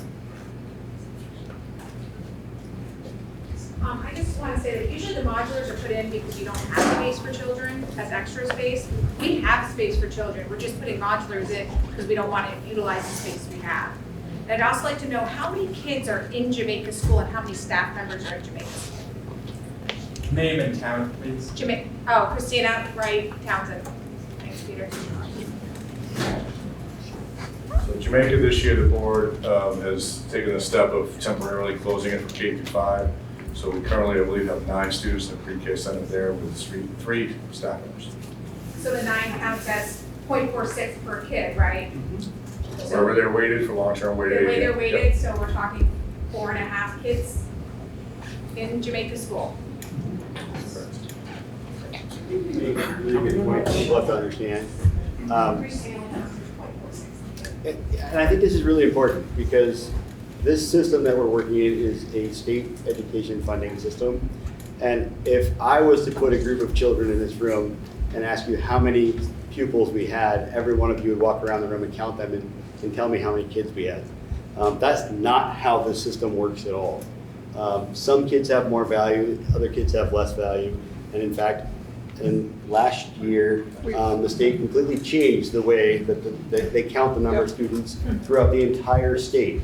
So as we're looking at these numbers, if you were to go back and you were to look at our per pupil spending 2 years ago, it looks very different than our per pupil spending this year. Not because the board is spending more or less money, but because the state changed the formula. Right, we went from So, pupilized pupil to right. long-term weighted. And I think this is really important. You brought it up, and I was going to mention it at some point during the meeting because the challenges with our education funding formula live in Montpelier. Though spending is local, the formula being how they count the kids and the yield being the multiplier that determines our tax rates are not controlled by this board or any of you. It's controlled in Montpelier. The yield, for example, we didn't find out until June. Oh, it was around June 1st. June 1st. So well after this board set its budget, this board presented to the communities voted, and then we find out the yield 2 months later, which determines your tax rate. I think that is very important because the costs of education are being spread across the entire education funding system, which is a statewide system. And a lot of that we don't control. It's a giant mathematical equation where there's multiple variables that get changed every single year by Montpelier. And based on what everybody else is spending Right. in the state of Vermont. So if everybody else spends more money, our costs go up. Likewise, if we spend less money, it doesn't mean our costs go down. Samantha.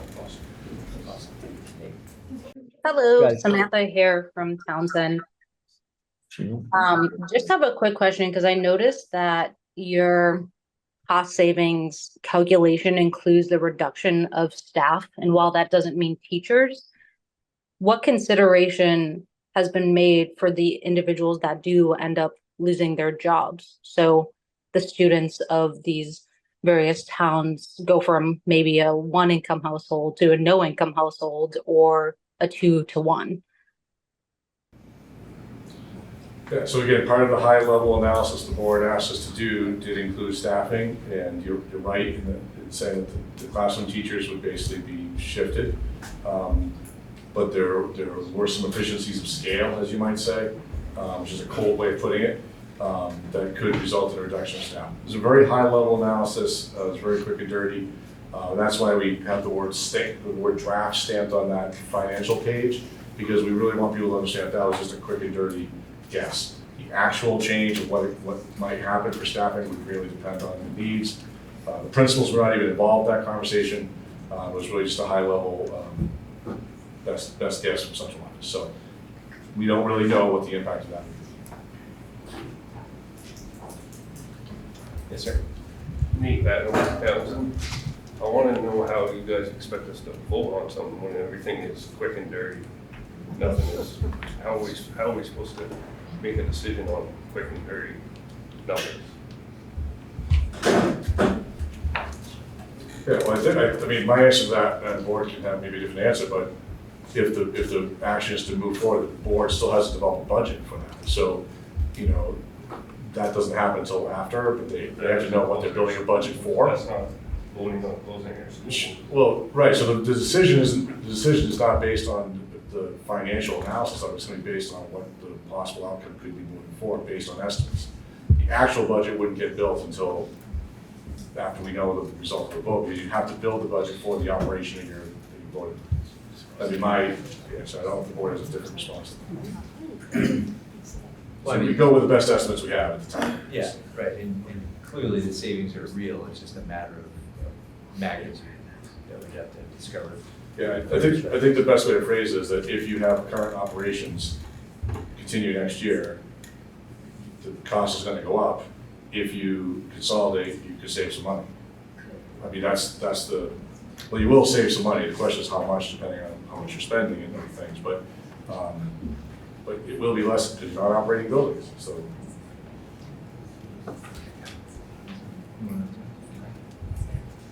Scotty, do we have somebody new on Zoom? Not yet. Not yet, okay. Robin Patnode, Townsend, and parent to a Townsend student. I've got 3 key points here. One for the taxpayers of Townsend, regardless if our school closes, we still are paying for this building. We still have to pay for the maintenance, because then we will own it for $1. This is something we need to think about, because our taxes are going to reflect that. Second point, so heavily weighted. Newbrook has amazing grounds, not gonna deny it. We have beautiful fields there that all of our students utilize. The modulars are gonna take over those fields. What we see is a stamp of the actual building, not the ground that is going to have to be changed to bring it to grade to house that building. And my last point, we're then gonna be operating 2 buildings. We're not going to 1 building. These are 2 very separate buildings on 1 campus. So how is that a cost savings? We're gonna be operating 2 buildings with a rent that we have to pay of approximate $1,000. With the difference of just minus the 5 staff, which would roughly round out to the 200,000 savings, are the 5 staff that are cut.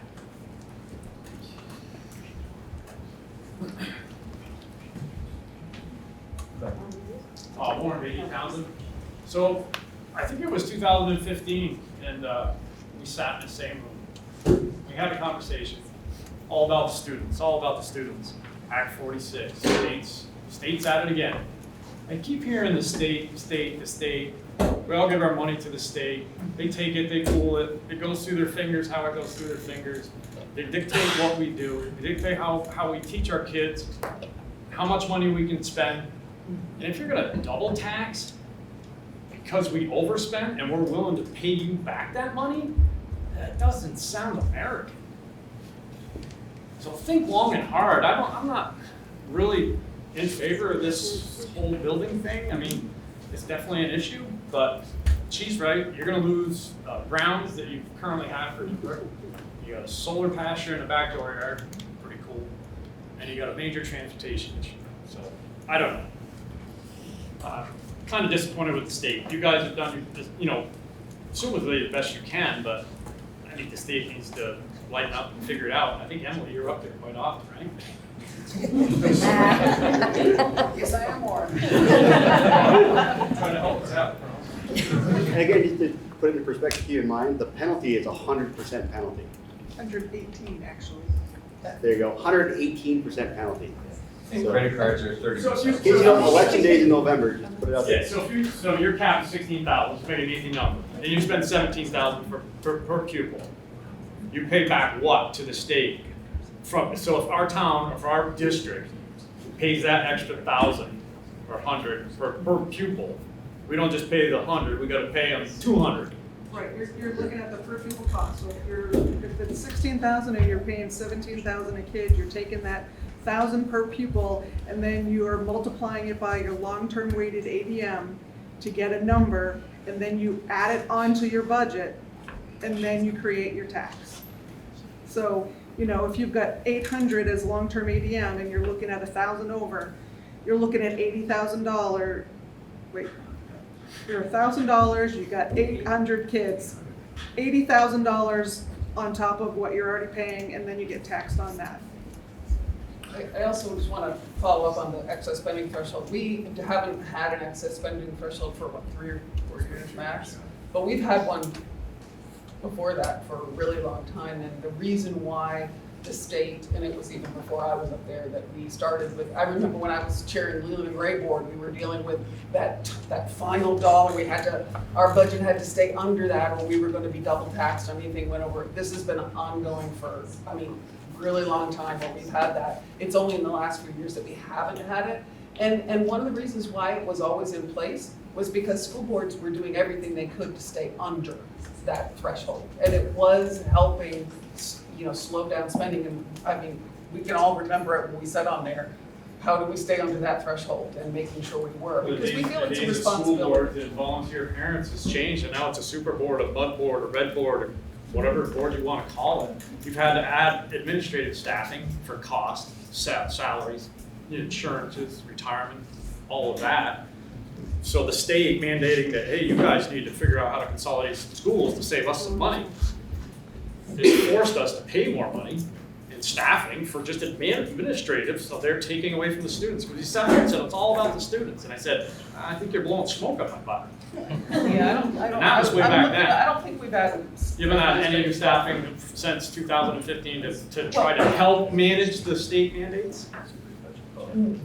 I mean, I'll look at the superintendent's, his budget that comes to us, but I mean, it wasn't the superintendent in 2015, No, but your point is that there are unfunded mandates that we have to pay for that taxpayers, absolutely.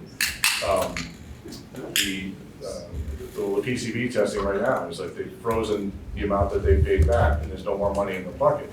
So you get universal meals, free breakfast, lunch for every student is a mandate that we pay for.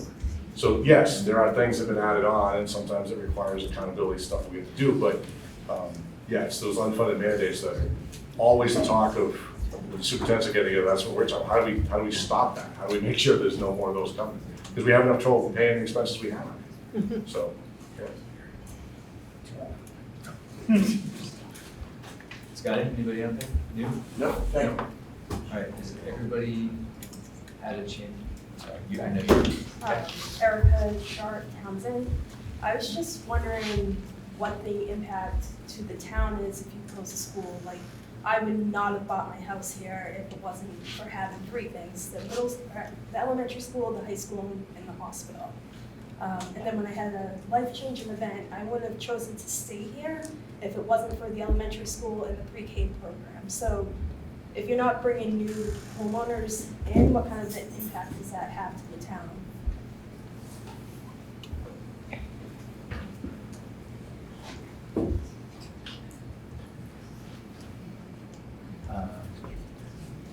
I'm not interested. Sorry, go ahead. So, I think that's a really good question. And it's a question as a resident of Jamaica that we've been kicking around up there for a long time.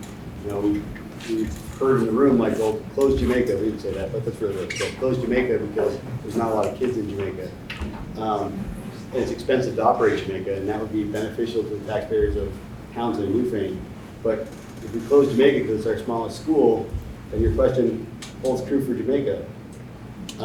So should we then instead run a full school program in Jamaica just in order to maintain the community? It's a tough decision. I'm not giving you a right or wrong answer, but that's why we're asking everybody to weigh in on this decision. Is it the right decision to close the school or not? Personally, I believe that lays with the people that live in the towns, and that's why the article was written that way. But it absolutely has an impact on the community. We've had that conversation in Jamaica now. I can't even count the number of meetings about what the impact of losing a school is and what it means for us. And so we do have preschool in Jamaica. I would argue that we've pretty much lost our school so far in Jamaica. And, you know, what does that do? We don't have a lot of young families moving in, but we didn't before either, so I don't know. It's a good question, and I don't think it's a good answer.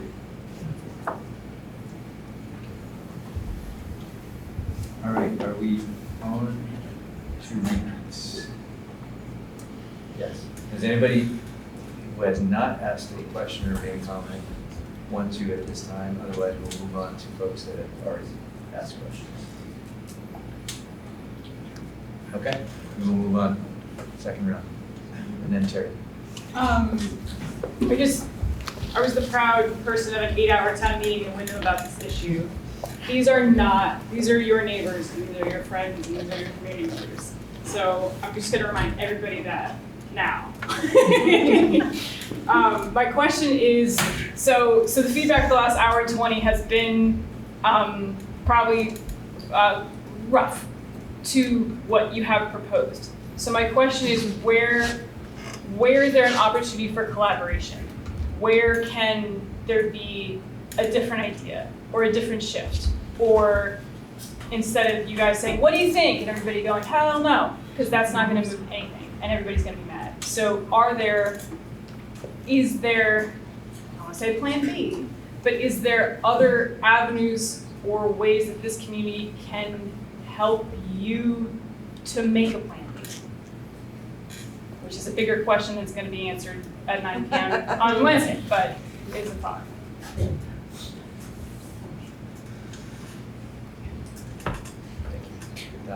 I don't think this is plan B, this is really plan T. We're going into double A's and doing. Yeah, we might do double A's, and there is not another plan after this. I mean, this is the best effort right now. If this one doesn't work, then we go back and we keep working. But we've gone back, we've done this where we've said, we think we have an idea. And we've gone back and kept working and kept working. And I hate to say it, but we've helped create the problem that exists in the state. We've deferred maintenance for the last 15 years on all of our school buildings until the COVID money came. And then we started fixing everything that didn't, that was broken. And we're still millions of dollars behind in maintenance on all of our buildings. And we're trying to address those kinds of issues with this. So, there isn't like, okay, you didn't like that one, how about this one? That doesn't exist. There isn't. Yeah, and I would just add that we have had multiple community events over the years, over many, many years. And we will continue to do so because you're absolutely right. You are important and you're a very large factor in our decision making. Terry. Terry Davison Berger, Townsend. I just had a question about transportation. Transportation is an equity issue in terms of kids being able to participate in after-school programming, sports, etc. And I'm a Townsend resident right now. My kid is playing soccer at Newbrook. No bus there, no bus home. It's tough on a working family for sure. But I'm just curious about whether or not the transportation costs have been figured out and if they were included in your estimated cost savings. I don't think we changed the transportation cost, we just put it as the same placement. Okay, because I just expect like from Jamaica and the express routes and kids that live in Wyndham or Jamaica or Townsend that want to do after school or play soccer or baseball, whatever it is, if there's a late bus budgeted in, etc., because that can be a real challenge for sure. Thank you. Just got it. Yeah. Thank you. Kara Kane.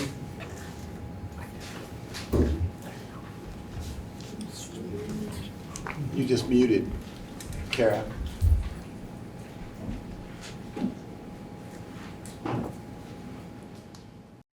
Unmute. Can you hear me now? Yes. Okay, sorry.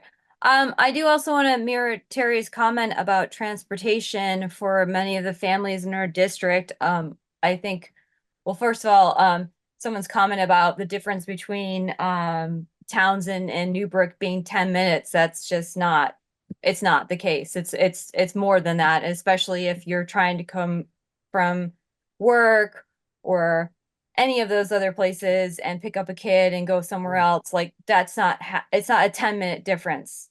It's much more than that, especially when you're speaking to a social economic issue. If a family only has one vehicle, and then they also have kids in sports, and they have somebody in the elementary school and somebody in the high school, and their high school gets out 10, 20, 15 minutes before the elementary kids get out. And it, you know, it creates a lot of challenges in addition to just everyday living. So that is a little oversimplification of the difference of the distance between the places. So Newbrook is like not ideal, especially for people who live in Wyndham. And I used to live in Wyndham, and I know how driving up and down Wyndham Hill Road every day is. So I think that is something to be spoken for. I also want to think about, we're talking about budgeting. There's certain things that are in the control of the school district and the school board, right? Which is like students and everything, but who's speaking to at the state level, the AOE, the people who are working in the AOE, and how do their salaries and their jobs dictate our school taxes and our school budgets? And is that a factor? And you talk about insurance as well, and all teachers and everyone deserves that insurance, but don't we also have a say? And can we have some pushback in that? And is anyone, you pay how many thousands of dollars for people to, talk to you about looking into all these different things about the schools, but who is looking into the upper echelons of what's going on and how that's affecting the small towns? That's my question.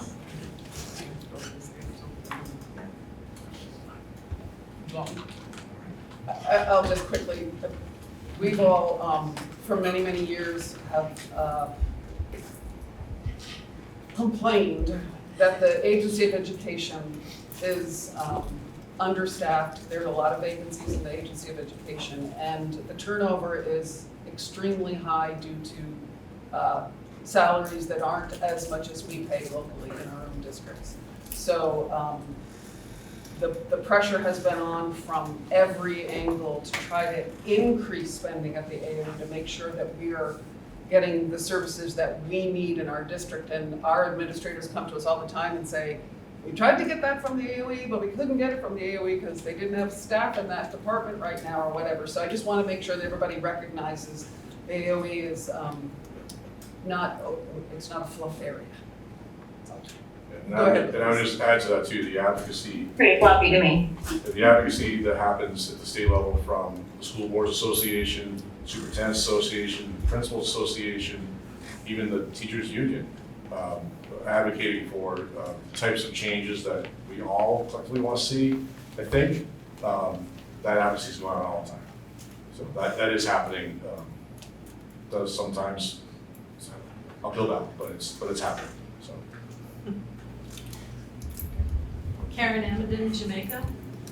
So my other comment was kind of negative, but I just want to make sure that you realize I am for a single campus school. I'm not thrilled that it's all the way down near the Dummerston border.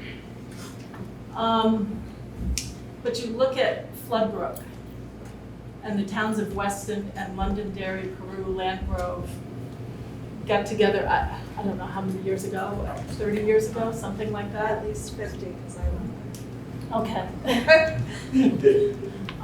People love Floodbrook School, and it being a town next to Londonderry, I would always hear people talk about how great the school was, and I never heard a complaint from people in the towns.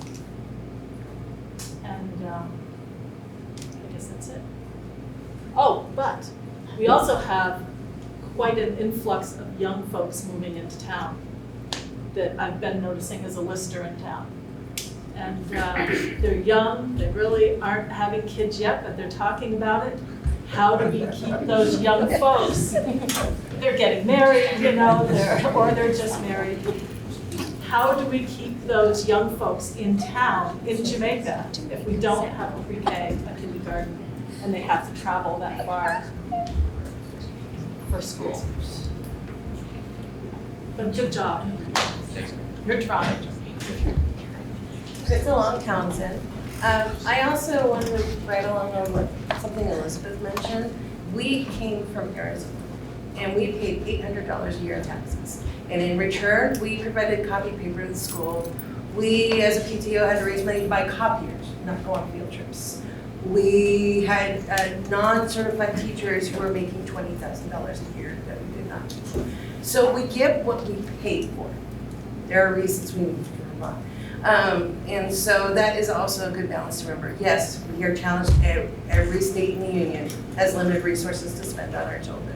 And it is going to be an ongoing issue, but I think also I just wanted to add that perspective back into, I am very happy with the educational experience of my children. Just kind of want to keep it down. Sharon from Townsend. One thing that was mentioned, and I think it's important to mention it again, is that the maintenance, say on this building or the Jamaica building or whatnot, when it turns over to the town, it's still going to be the responsibility of the taxpayers, whether we spend the money to maintain or improve the building for students, or we're paying the maintenance and the upgrades on the building that we're using as a community building, we're still paying that. Potentially double tax.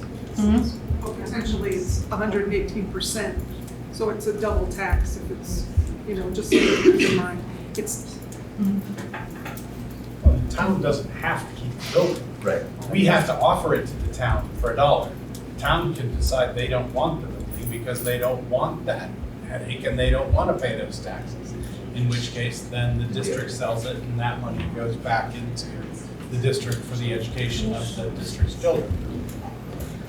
Yes, sir. Just a comment. I'd like to make you look correct if she's still here. I understood that this building or this building or property that it sits on was donated by some rich donor back 150 years ago, and that if this the building is not used as an educational facility, it reverts back to the heirs of that, the grantors, and you may not have to say in that. Has anybody looked into that?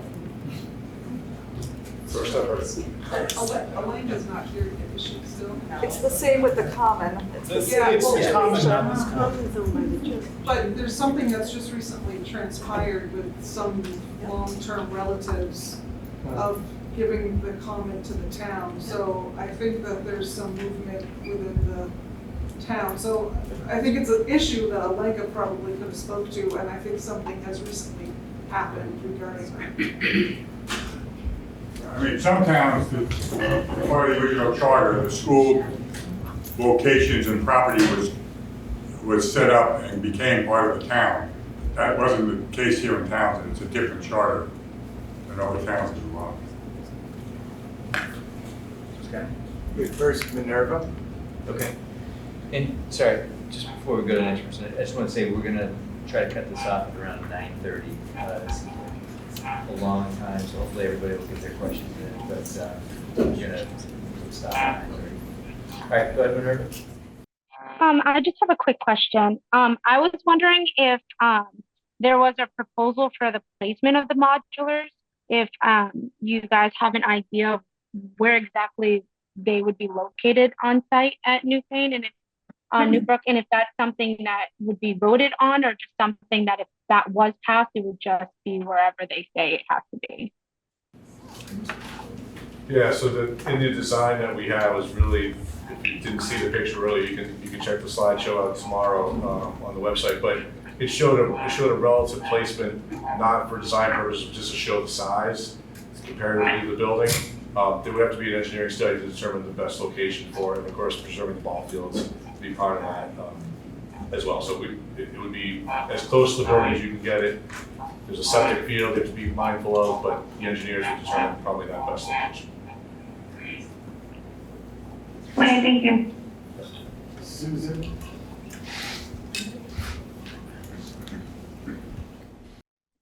Hi, I'm Susan All. I'm in Newfane, and this is somewhat unrelated, but I wanted to take an opportunity to share because it got brought up as part of the mandates that somebody was talking about, and that is the Universal Meal Program.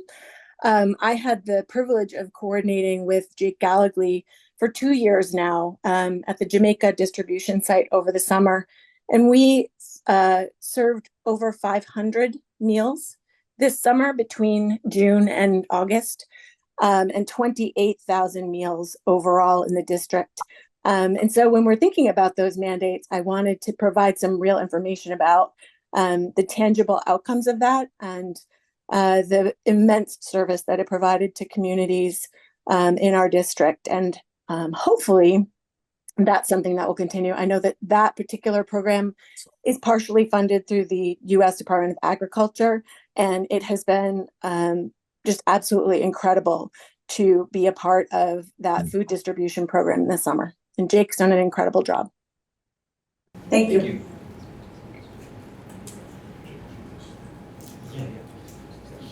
Before more people leave, I just want to say this, like, coming in and thinking about what this was going to be like, I was trying to debate whether I should get some Kevlar or not for the presentation, this being my first of this nature. And I just want to say I've been really blown away by the civility of you guys, the board, and the interaction, and the appreciativeness that you guys have for them, the work they've put into it, and the level that you guys have conducted yourselves in. I don't want to say my expectations were low, because that might send the wrong message, but I was a little nervous about it, you know. So I just want to say thank you to you guys and to the board for sort of the mutual admiration society around the work. And we'll get to a solution at some point, but the work is I appreciate your stability in that. The board is. Yes, go ahead. Don't change that, Robin. No. And this was another thing that was really important to me, but Robin Patno, Townsend, parent to a student here at Townsend. And I am not against a one campus model as well. My daughter is one of 4 girls in her class, and this could be great for her. However, one of the issues I think about of having these 2 different buildings on the Newfane campus is the equity of the students that are in the modular units versus the actual building of Newbrook. Pre-K has regulations about temperature. Our students are gonna have to get dressed to go to PE. They're gonna have to get dressed to go to the library. They're gonna have to get dressed to go to the cafeteria. When it's real cold, they can't. So our students will be in the modulars with a bagged lunch possibly. Has there been some thought about that? The time it takes for students to get dressed, these are not high school kids. They likely will be the older groups of 3rd, 4th, and 5th graders. I know how long it takes my 4th grader to put her snow gear on. It's gonna take 10 minutes on either side of their education to get to their specials or lunch. That's gonna cut their education time conservatively 30 minutes a day. How is that equitable to other students in the state of Vermont, in our district, who can just go down the hall? Thanks, Rob. Greg, I don't know if you can speak to this, but is there a possibility of some kind of breezeway between the 2 buildings? Yeah, I mean, the reality is it's all in design. Someone asked me this earlier too, the same thing, like, well, would it be outside? Would it be, would it be attached? And I don't know, I mean, I would envision some form of design happening where you would probably tie in somewhere along that back door there and at least having some form of like a roofed structure. Because we did just do, we were close enough in Marlboro that they just did like a dirt walkway, but it's still like, you have to be 25 feet off the building for code. And so you had to be a little bit off, and you still have your ADA ramps and whatnot. So, but yeah, I mean, it will all be part of the design. If people voted to move this forward, it would all be part of the design. It's hard to you know, we don't have the money to put into a design that is all hypothetical, I guess is it, you know, but that's a great point. Thinking about the ADA as well, if we don't have a design on that campus to where we have an enclosed, heated area for students to move about between, how does that look for students who are possibly in a wheelchair or have struggles moving independently, or students that overall just need the extra support to move about buildings? So that's something that really needs to be thought about, whether it's a 50-foot or 100-foot hallway that we really, it's Vermont, we can get 3 feet of snow. And children need to be able to access what all children should be accessing and not just half of our students. So that's really important to me. I just was curious, what's the discrepancy between how many students Newbrook can accommodate versus how many students are anticipated to go there? Like, why do we need the modulars? Yeah, so if you're talking pre-K through 5, you're talking about 7 grades times 2 classrooms each. So you're talking about 14 classrooms. Okay. Currently Newbrook has. We're K to 5, and we have an additional classroom that doesn't have a restroom that is being used currently we rented back to the SU for office space. So that we could, you know, obviously take back and make maybe into a pre-K room. So that's 7 then is what? Yeah, so we would need to double our classroom space. Okay. Thank you. Yes. Deidre Beatty, West Townsend. We have talked a little bit about the social emotional. I guess I really would like to hear from you about your decision on cutting a counselor.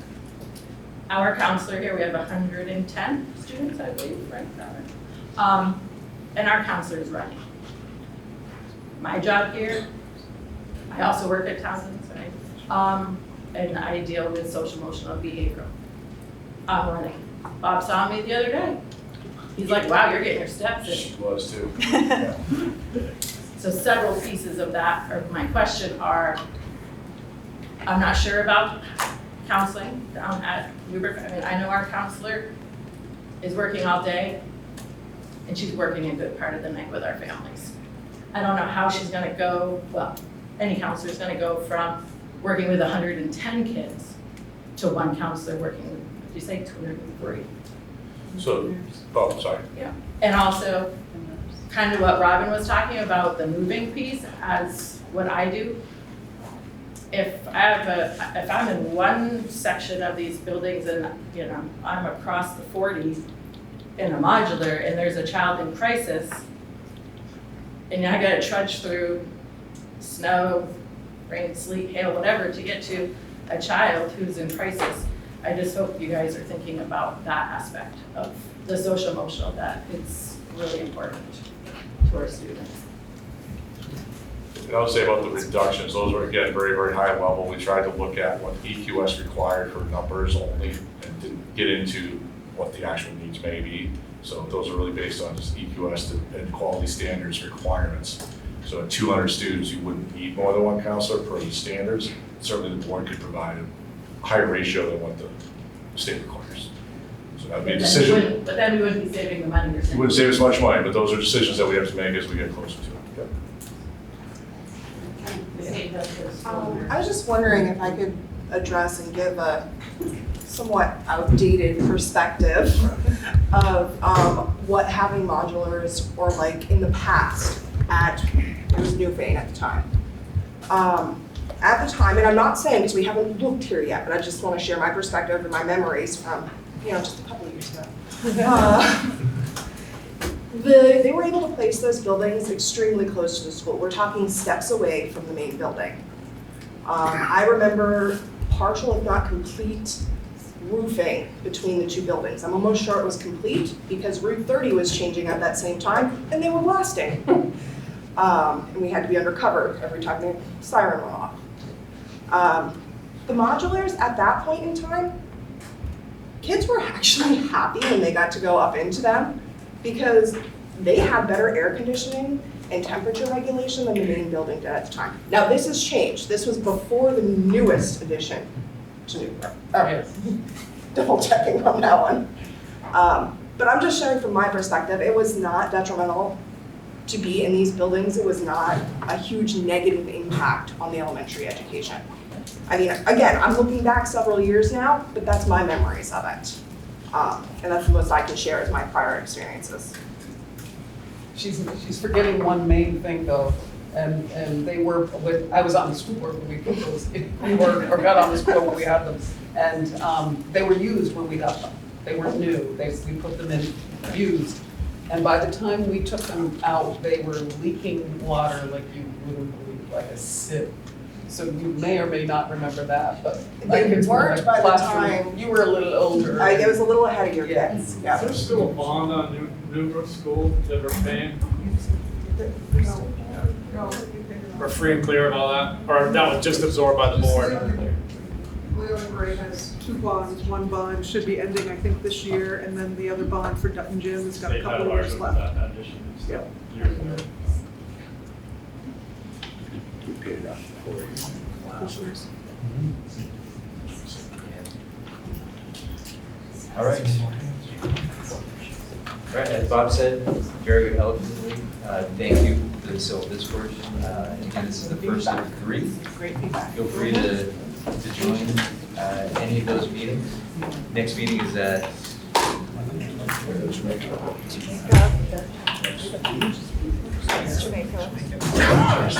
Jamaica next Thursday, same time, 7 o'clock. I think the 27th. 26. Yeah, 7 o'clock. Thank you, appreciate your time. Thank you. All those in